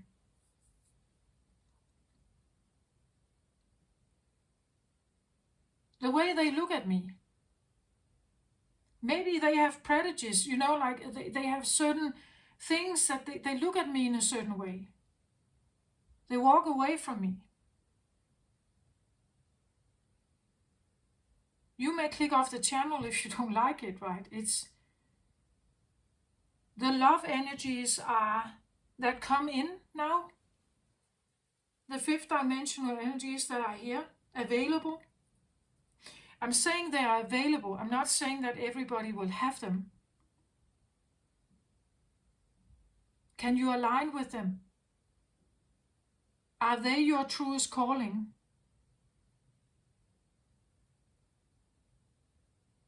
Are you ready to become pink here? And stand with that lighthouse and beam this light. You don't even have to talk to people. You can just walk by them. They will feel that energy field. And as I said, sometimes when we hear, I said with the 432 hertz music, right? Maybe you don't like it. If you are very much occupied in the 440 hertz environment matrix thing, occupied here, you will not like this music.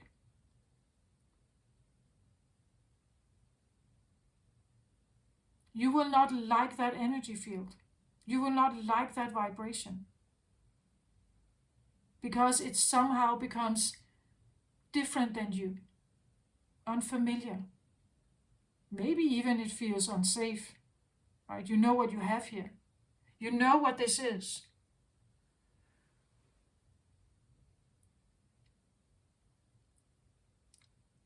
But if you feel miserable, if you feel exhausted, if you feel like I'm doing so much I can at work and still I see no real improvement. I don't really see people get better. I don't really see that people are healing. I don't really see that they are, I don't really see that that what I'm doing is actually helping,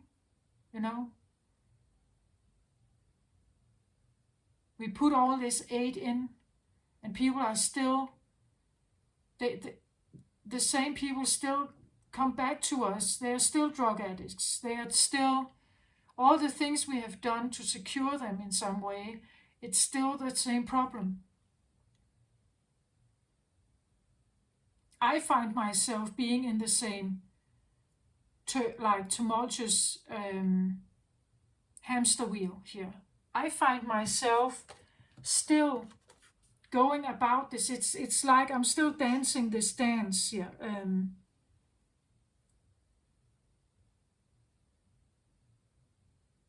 I still feel the manipulations out there. I still see the games. I still see.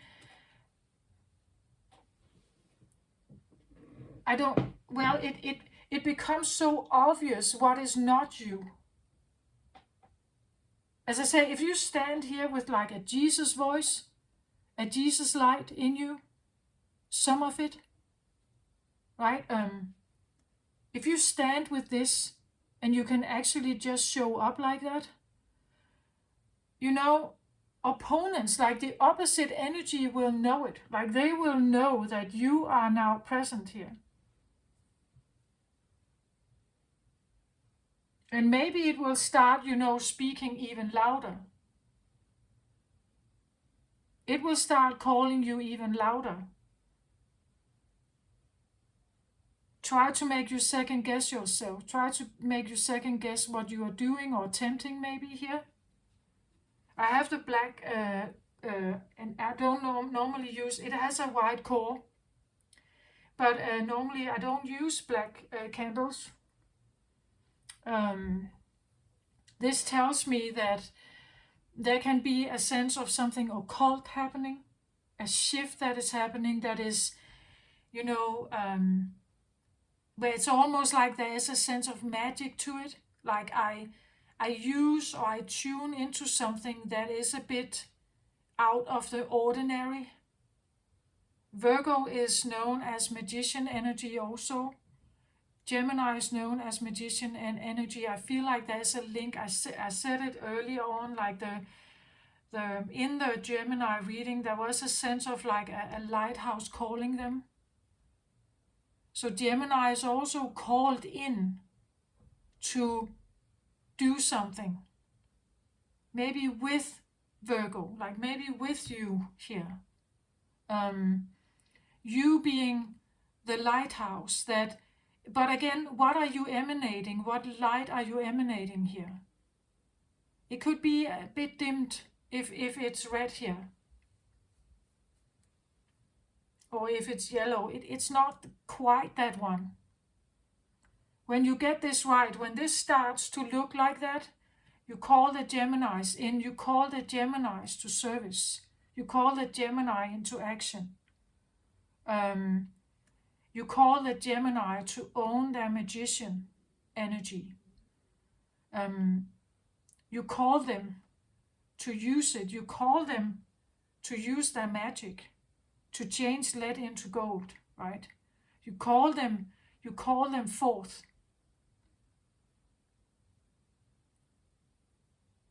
So you're two different, you could say, mages or magicians, but you swing with each other somehow. There's something that is a cooperation, I feel like.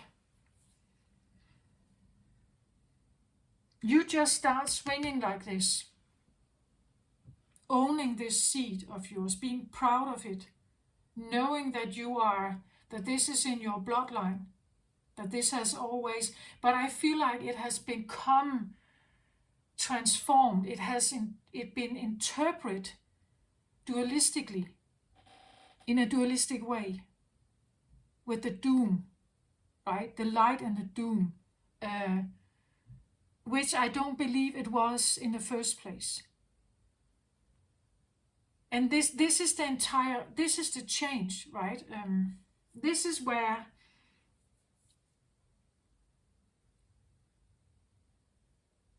the fear of the doom can be overridden.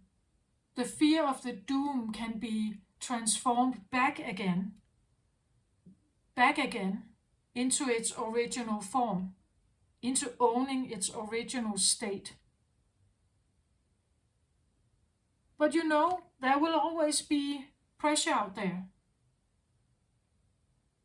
This could be what you are surrounded by. Your own transformation is here. You feel the urge or something to do something here.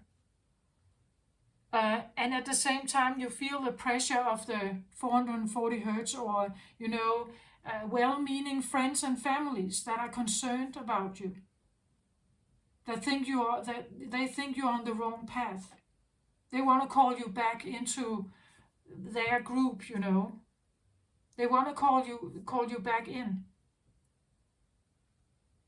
I don't know what you want to do, but this is my personal truth about Virgo. And how it is important that Virgo is speaking or emanating this light, knowing its worth also. Knowing its worth as a magician here, as a hermit that goes into the dark looking for the answers, right? That commits to like the dark path of finding the secrets, the encoded messages of the crystals, right? That dive into the Egyptian myths of greater abundance, old teachings, becoming that detective. Right? And that is what I feel like. It's owning that, like owning this ability. You're very good analytic. You have very good analytic skills. You're very, very good at and detail-oriented thinkers, right? You're very, very good and skilled at this.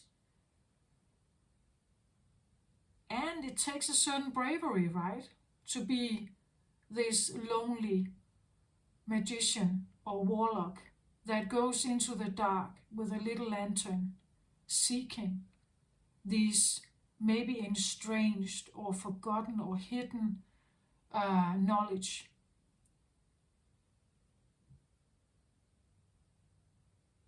Because you just can't not do it. Like, it's embedded, I think, in the Virgo energy to figure something out. Like, you can't not look. Like if you have just gotten like a tiny inkling of, you could say, calling towards something, it's like you can't not go there.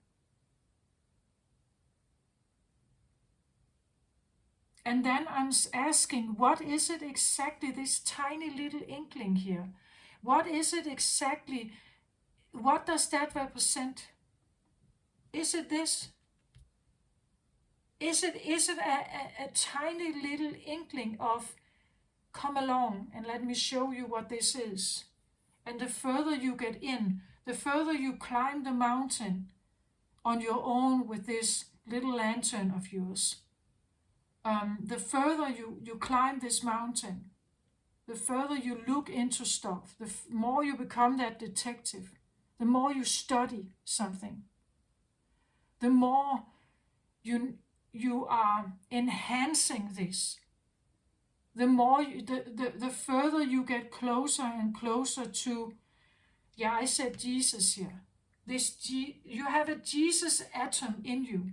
You have a vibe of Jesus in you, or angelic blood or something.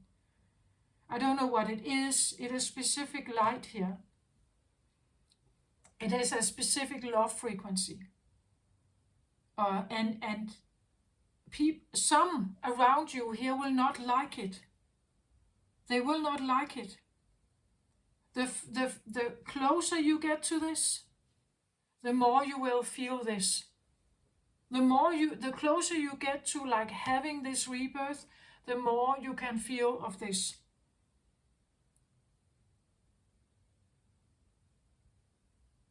Or you could say, the more you may feel like you are in a void, where you don't really have contact with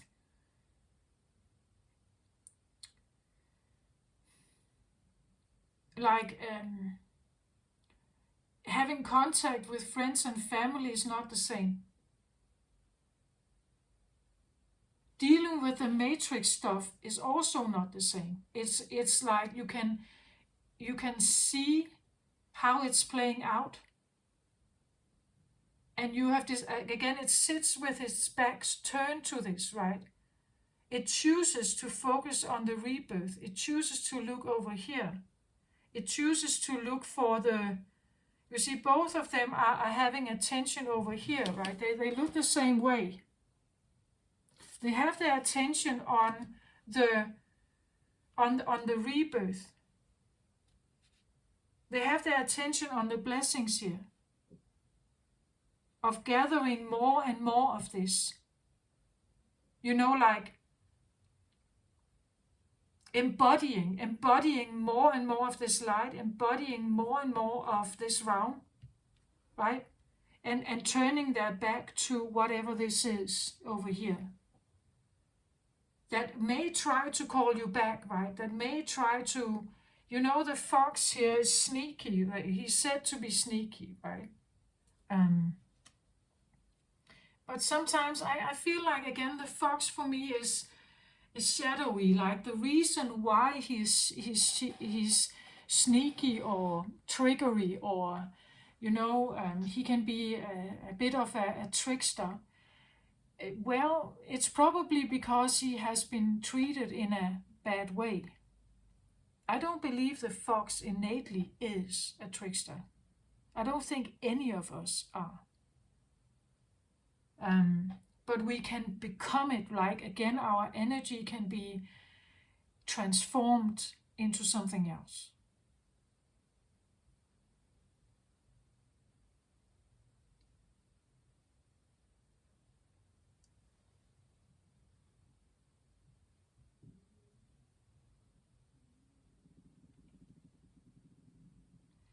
So I take another Lemurian card here on the portal keeper here, and look at this. I really can't make this up, right? I get this card here, high heart chakra. Look at the color of it.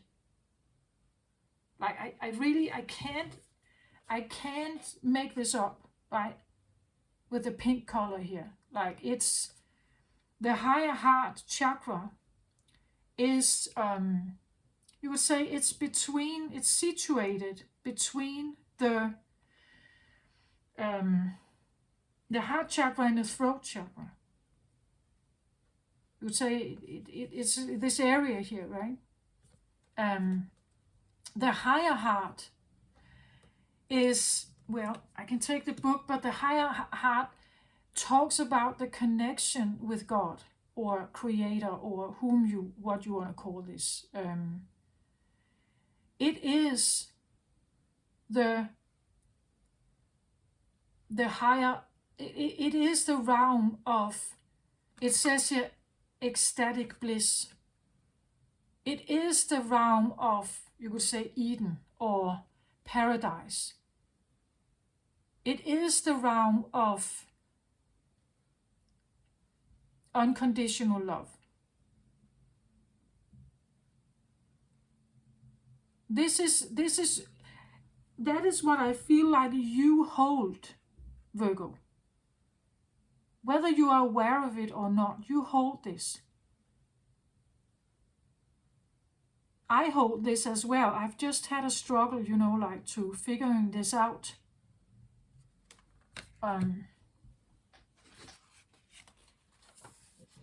It's a card number 6 here. 6 is a numerological number of, you could say, of love. It's a love vibe. So the higher heart chakra, ecstatic bliss, talks about divine love, selflessness, spiritual compassion, oneness through heart-centered bliss, healing, gratitude, giving, love, dharma, patience, and joy. This card taps into the blissful oneness we feel as we drop away our edges and protective containers. This is the place where we feel held and seen, enough to flow into oneness, where the eternal part of me meets the eternal part of you. This is the selfless state where our higher selves commune for illuminated perspective on how we share, gift, and lift others in our joyful overflow. And to be restored here, it says, consider your life purpose by exploring what allows you to give in joy. The ways you can bring joy to yourself and others. The thymus gland behind your sternum and little above your heart can be healing positions to concentrate on. And the color wash here is iridescent pink. I can't really stress this enough. I can't.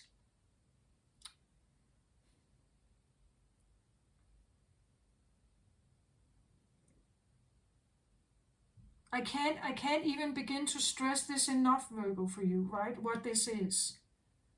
Divine love. Again, it's the connection with something more, right? It's something, whether you call it God, Creator, Goddess, maybe, if you like that word, you like it feminine.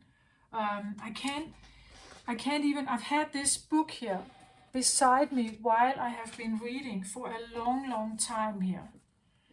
It's the only book that I have here. It's called, it's in Danish here, it's called Crystal Children by Doreen Virtue. Look at the color also here.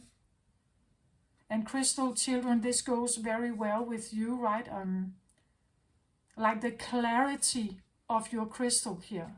You are a crystal, Virgo. I really believe that. You hold certain energies that are extremely high vibrational. You don't even know how high. Right? It has a sense of angelic or divineness in them. And you are a lighthouse. But if you beam with a deferred, like if you beam with a deferred or changed energy, it's not the same. You are not vibing the same. It's not calling in the twins either. It's not calling the twin flames up. If a twin flame comes in touch with your energy field, they can feel it. I believe that, like, they can feel the love that you emanate. They can feel the bridged realm here. And when you stand here, you are calling with clear crystals, right? You stand in a different vibration here. I don't know if this has happened yet or you are about to, but there's definitely, with the orientation here, like both have orientation over here. You have your orientation on this and not this, right? You have your orientation on this. And the higher heart chakra could be like it's the heart chakra, you can say we connect with other people, we may connect with the divine in certain ways. The higher heart is like a tapping into a profound divineness, you could say. It says ecstatic bliss. Like, when do you have ecstatic bliss? I said in the beginning, when we fall in love, right? It's like this, it's like falling in love totally and utterly with the divine, with something that is divine. This is where your heart belongs. This is where you should put in your effort. This is your divine purpose. You know, maybe start, surrounding yourself with pink. Starting surround yourself with pink. Pink, pink clothes, pink colors, pink flowers, pink pillow cushions, things like that. Or perhaps white. White is also suggested to be like very clear, very pure. There's a pureness also to this. I've talked about this before for Virgo. This idea of being pure, being clean, being needing to cleanse and purify, and having this virgin-like, untouched, authentic vibe to you. Spotless, again, this untouched, unpolluted, clean, pure light. Like to stand with that clean, pure light. That is important for Virgos, I think. Maybe knowingly, consciously, or unconsciously.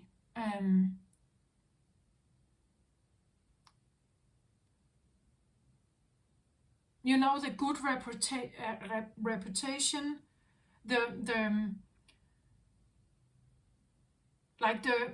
sound of you has to be right? The sound, the vibe, it has to have a certain vibe to it, or whether you know it or not. Please let me know. Let me know in the comment if you share it. If you know a Virgo who's struggling somehow, you know that they're struggling a bit, or that they have somehow, gotten sick or ill or something. Let them know about this. Right? Let them know that maybe they are in the wrong environment. Maybe they are not surrounded by something that is really helping them. They need to be surrounded by something very, very kind and loving, and that is their environment. This is their environment. That is the tune. That is the vibe. That is the place. That is the home they should create for themselves. That is the work they should be engaged in. That is their highest possible expression.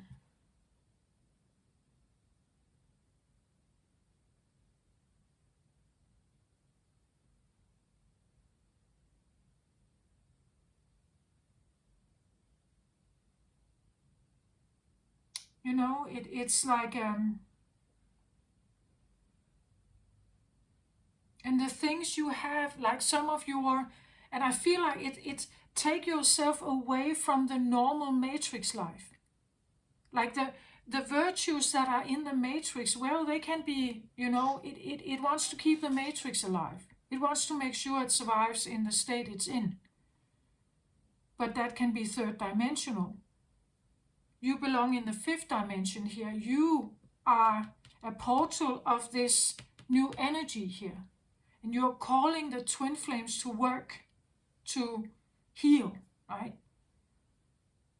It's important. There's a seriousness to this. There's something to, it's like you are a light worker here, right? Lighthouse. You are a light worker here. Please emanate your light, right? Please do that. In divine timing, when you're ready, own this. Maybe it's just a little inkling here. Maybe I'm the one who now plants this little bit of, if you just resonate just a little bit like this, with this, I'm asking you to pursue that little one, that little bit of light, or that little bit of melancholy, or, feeling that you are caught in some kind of wheel that it just seems like it never ends. Right? It's like a never-ending story of performance in some way. If you feel like that, I'm inviting you to look at this further. Because if you are a crystal child, you know it. Like, you know that there's more. You know that you hold some kind of, you may not know what it is. You may not even know what it represents. But there's more to you.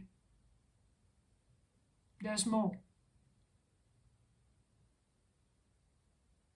And as I said in the beginning, this is not a narcissistic, I'm a chosen one of God, It's not like that. One of the things I talked about here when I read from the book is divine love and selflessness. Selflessness is like being the light warrior. You're the light warrior. You are a light worker of divine love.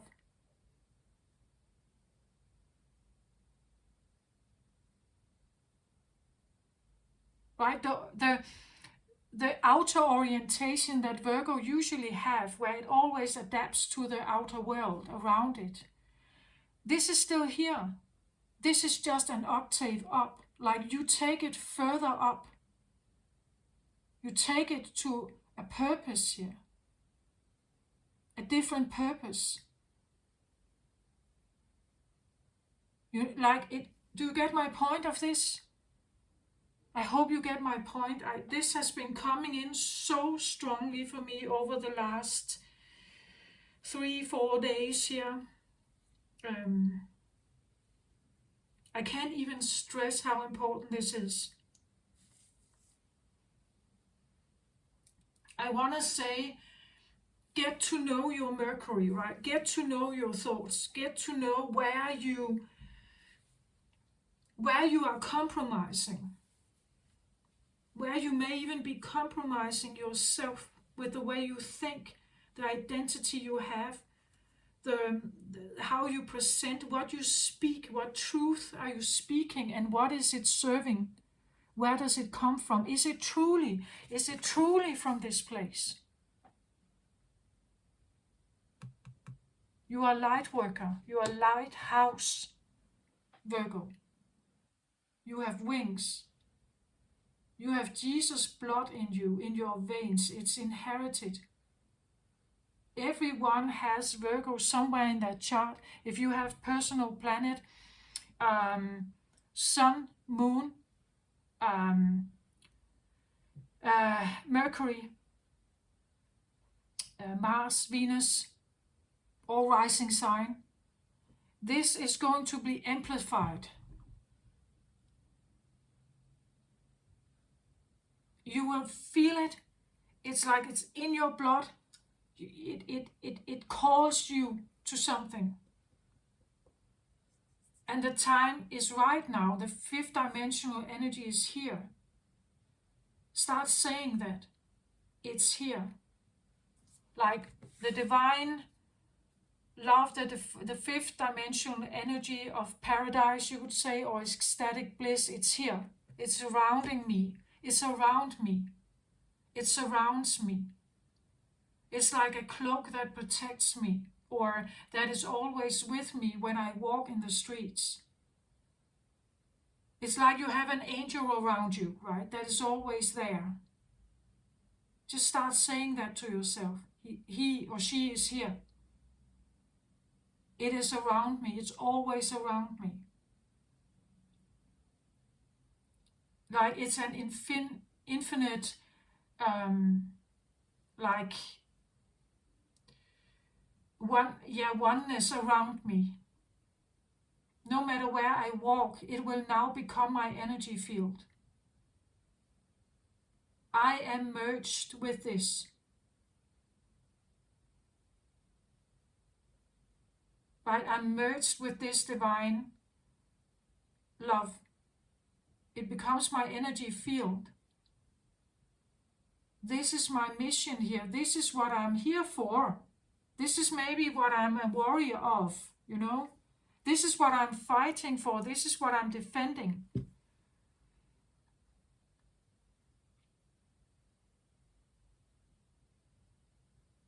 This is who I am. This is the right place for me. This is the right environment. This is my tune. You know? That resonates deeply in you, but most of us have forgotten. We have forgotten about it. We live in the misery of feeling separated from it. We live in the misery of not recalling it, not knowing what it is.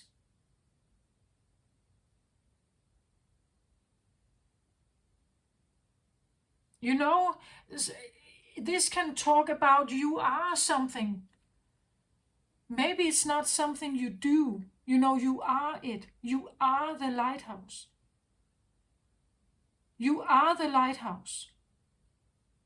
You become this energetic field. This is something you are.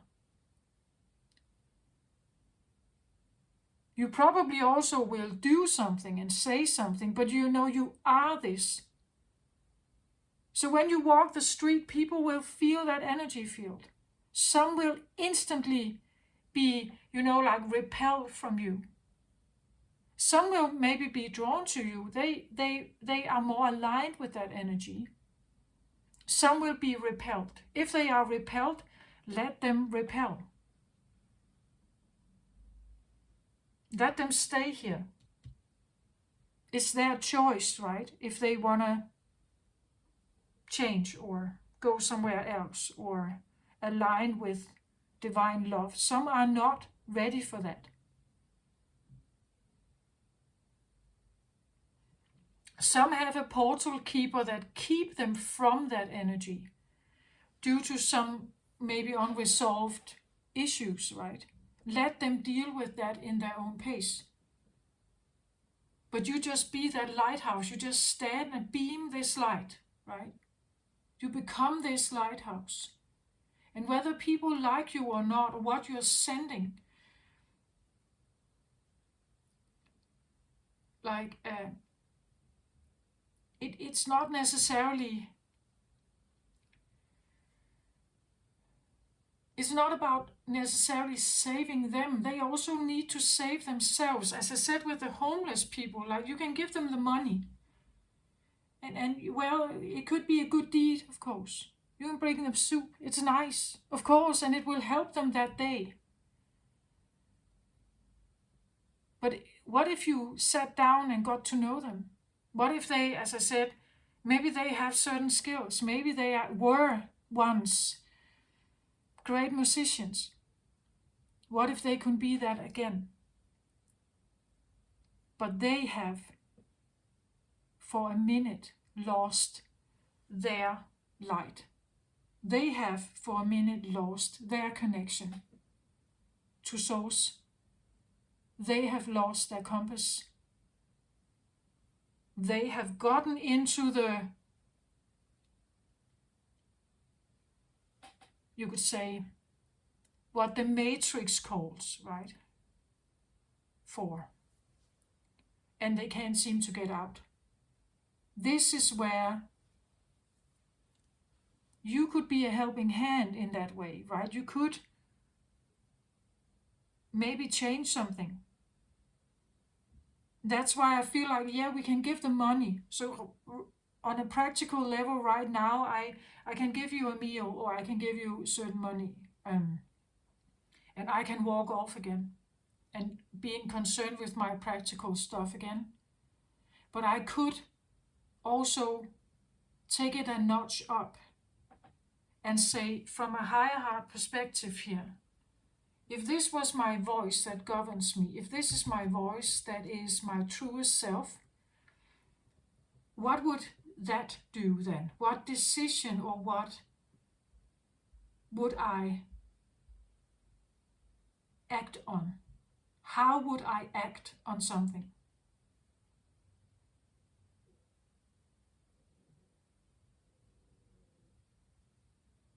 You know, you can give people money and they can survive in the street. But what if a kind smile? What if what they actually need is someone sitting down and take interest in them? Someone sitting down listening to their story? Someone actually caring about them? Someone taking, their precious time and allowing themselves to sit there for a moment, giving attention and kindness to someone who lives in the street. What if, as I said with my dad, like he can come in and it's almost like a tornado, right? He comes in the door, maybe, unsolicited, like we haven't asked him to do anything. We are maybe not prepared, like maybe we had other plans that day, But he may come in and he starts doing all kinds of stuff. And it's kind of maybe disrupting my flow that day. It may be disrupting my brother's flow that day, his plans. But because my father is so driven by this idea that this is a good deed, I have to help. I want to help. And that is great. It's just, sometimes it's not a help. It's an invasion of privacy. What if I would actually have preferred him to sit down and just have a nice, beautiful, kind conversation with me? Not thinking about the laundry or the whatever it is. What if what I actually needed most would have been kindness and understanding, or it would have been what if that was given to me at a crucial time? Not only food, right? Not only food is it ranges in, food is a primary need. But we also have social needs. So what is it we are offering?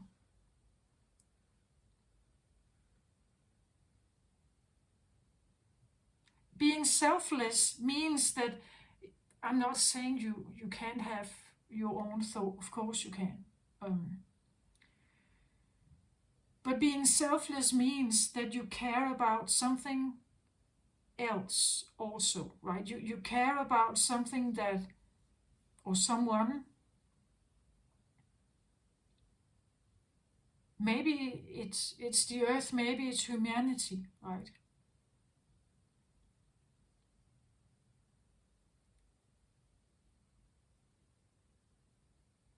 It's like a devotion to something that is more than yourself. And you're not doing it out of obligations. This feels true and right. This feels like you are totally aligned with it. That's why it is an ecstatic bliss. You're coming home. This is a feeling of being in my truest color.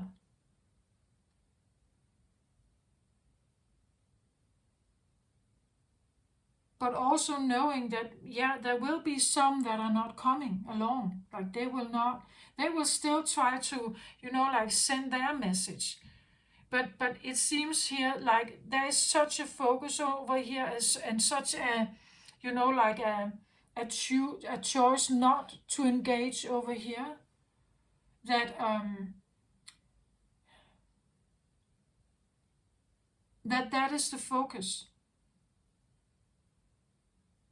The focus is the light work. The focus is the highest mission or the highest purpose. This is what I'm talking about. But I feel like for all the readings that I have for this round, where you see the hands, like the God hands and the clock in the middle, they all talk about divine timing, God's speed. That when you're ready, when you have healed, or when you have gone through everything that, well, things have become too desperate, then we take action, then we change something, right? Then we go through a change here.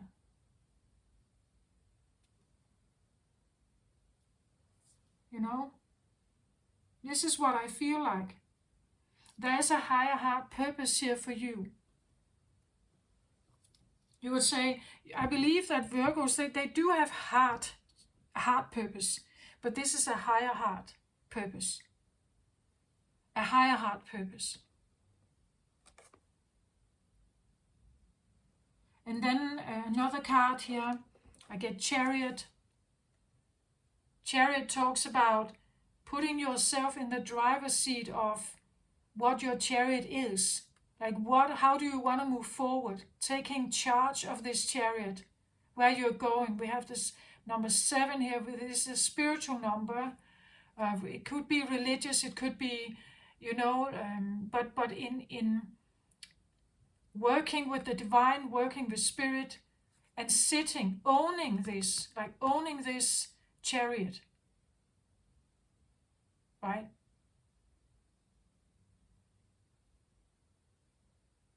I am not, like the horses here are not the ones that move me forward. I do. I control the forces here of black and white. I control the forces to move me forward, but I'm in charge. That's what the Chariot talks about. This is a Cancerian card. The Cancerian reading was about the cardinal. That like the cardinal is returning, the leader, the management is returning to take charge over the chariot, how to move forward, how to take action. What is the leading star, guiding star, message, voice, tune that leads me forward? Right?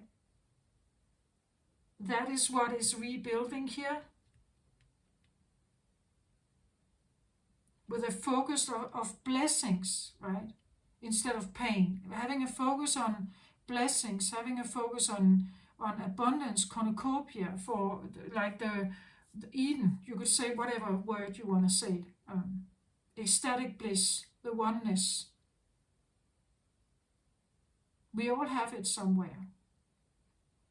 But I see a strong turn of like turning your back to everything that kind of represents something manipulative, like the eternal dance of, being occupied with a narrative that is demeanoring and saddening, melancholic, or keeping you small, like sitting in like a never-ending story, and like an equation you can't solve, right? It's like having peace on earth in a dualistic world. It will never happen. Like a third dimensional world can never have eternal peace. It doesn't exist there. It exists in a different realm. But in a third dimension dualistic world, it cannot. Like there is always a shadow, there's always a dual concept.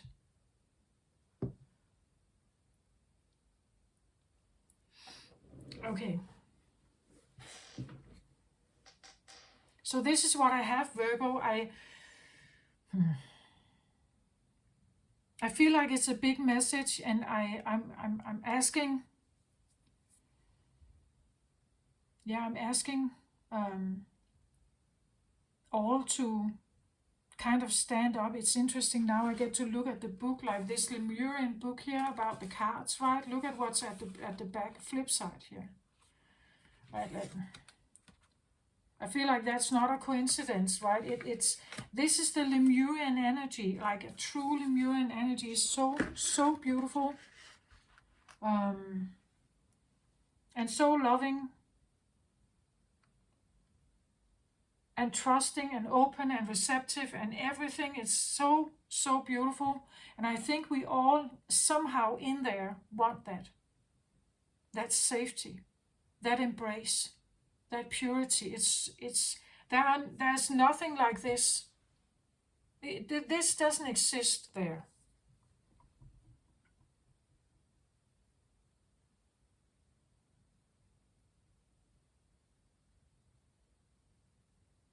But in a dualistic third dimensional world, it does. And this is what we have been part of, right? This is where the wings were severed from us. This is where we descended. This is where we got occupied with all the earthy stuff. But I'm saying, Virgo, you are not, well, you may have adapted to the earthly realm, but you have wings. Like originally you had wings. Originally, the purity was there. Originally, the crystals were there. Originally, you had a different knowledge. Originally, you lived in Lemuria, probably.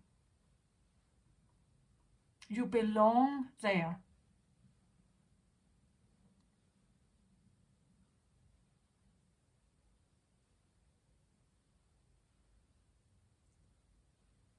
And you know, Earth is in a shift now where we're shifting between the third dimension and the fifth dimensional energy, if you believe astrologers and New Age people and so on.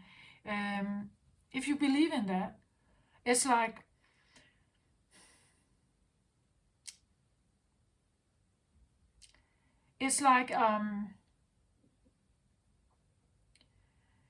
there is a call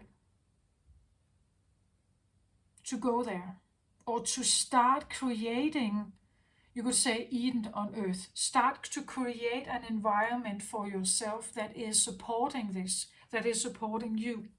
Whether it's in your home, or maybe you have a few friends that do actually align with this. Like maybe they do align with it. They see that purpose, they understand it, they feel it too, maybe, right? You could start, like emanating, having, as I said, buy pink things, put it in your house. I don't know, but things like that. Let you embrace this energy, that it's actually beneficial, that this is you, this is who you are.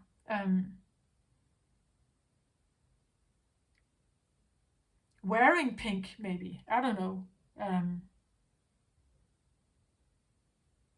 But not doing it before you're ready. I really feel there is a divine timing here as well, a Godspeed here. Not doing this, not embracing this unless you're ready. Unless you feel this is like, I'm not saying that you shall think like this. This is only if it resonates, right? Always. My readings always. Never ever take, I've written it in my description box. Never ever put your power in the hands of a reader. If it doesn't resonate, it's not for you, or it's not, beneficial for you at that time. Never ever give your power away to anyone. Trust the seed of yours, right?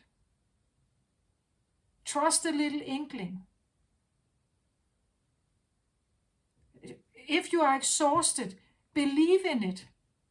Like, believe the exhaustion. Why are you exhausted? It's because you are occupied with something that never stops, it never ends. It's over here.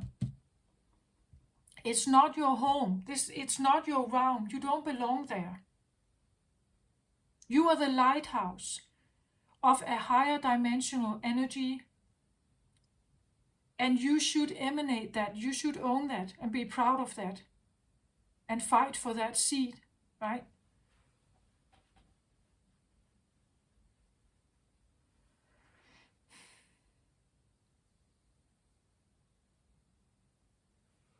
Let us get this back, right? Let's get this back.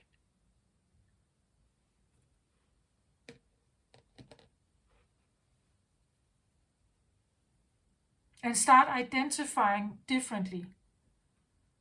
Owning this, knowing that the environment you actually want to have around you is something like this, right? That is the environment where you can, here, you can relax. This is an environment where you can relax. It's true to you. It's right for you. You are connected here. You want to connect. You've always wanted to connect. But this could have been, totally forgotten or almost like taken out of your awareness, right? It could have been so far away from the life you normally live.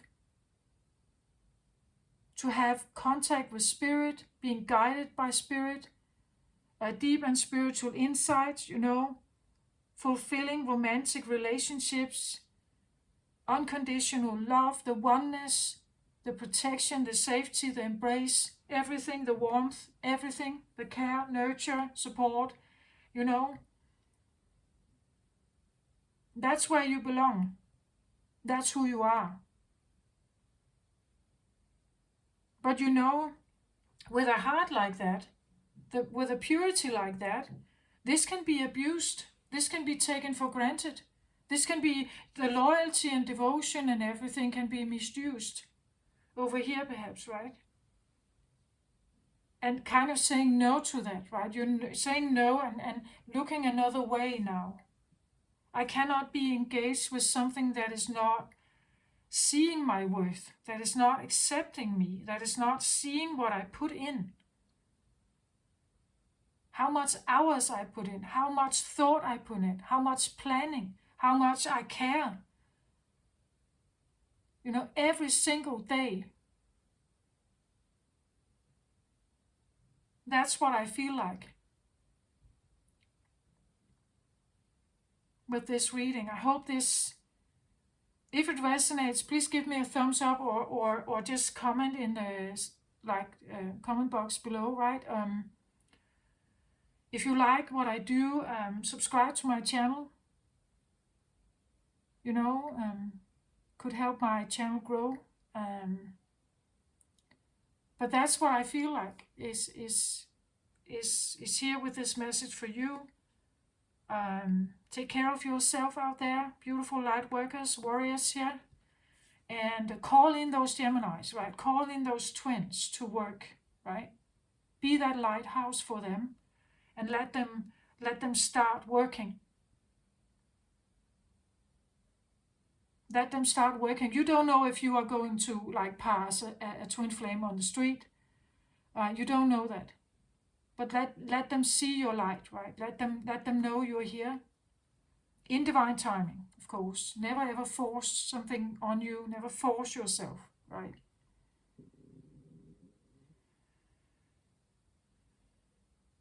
But I get this readings is something about God's speed, divine timing.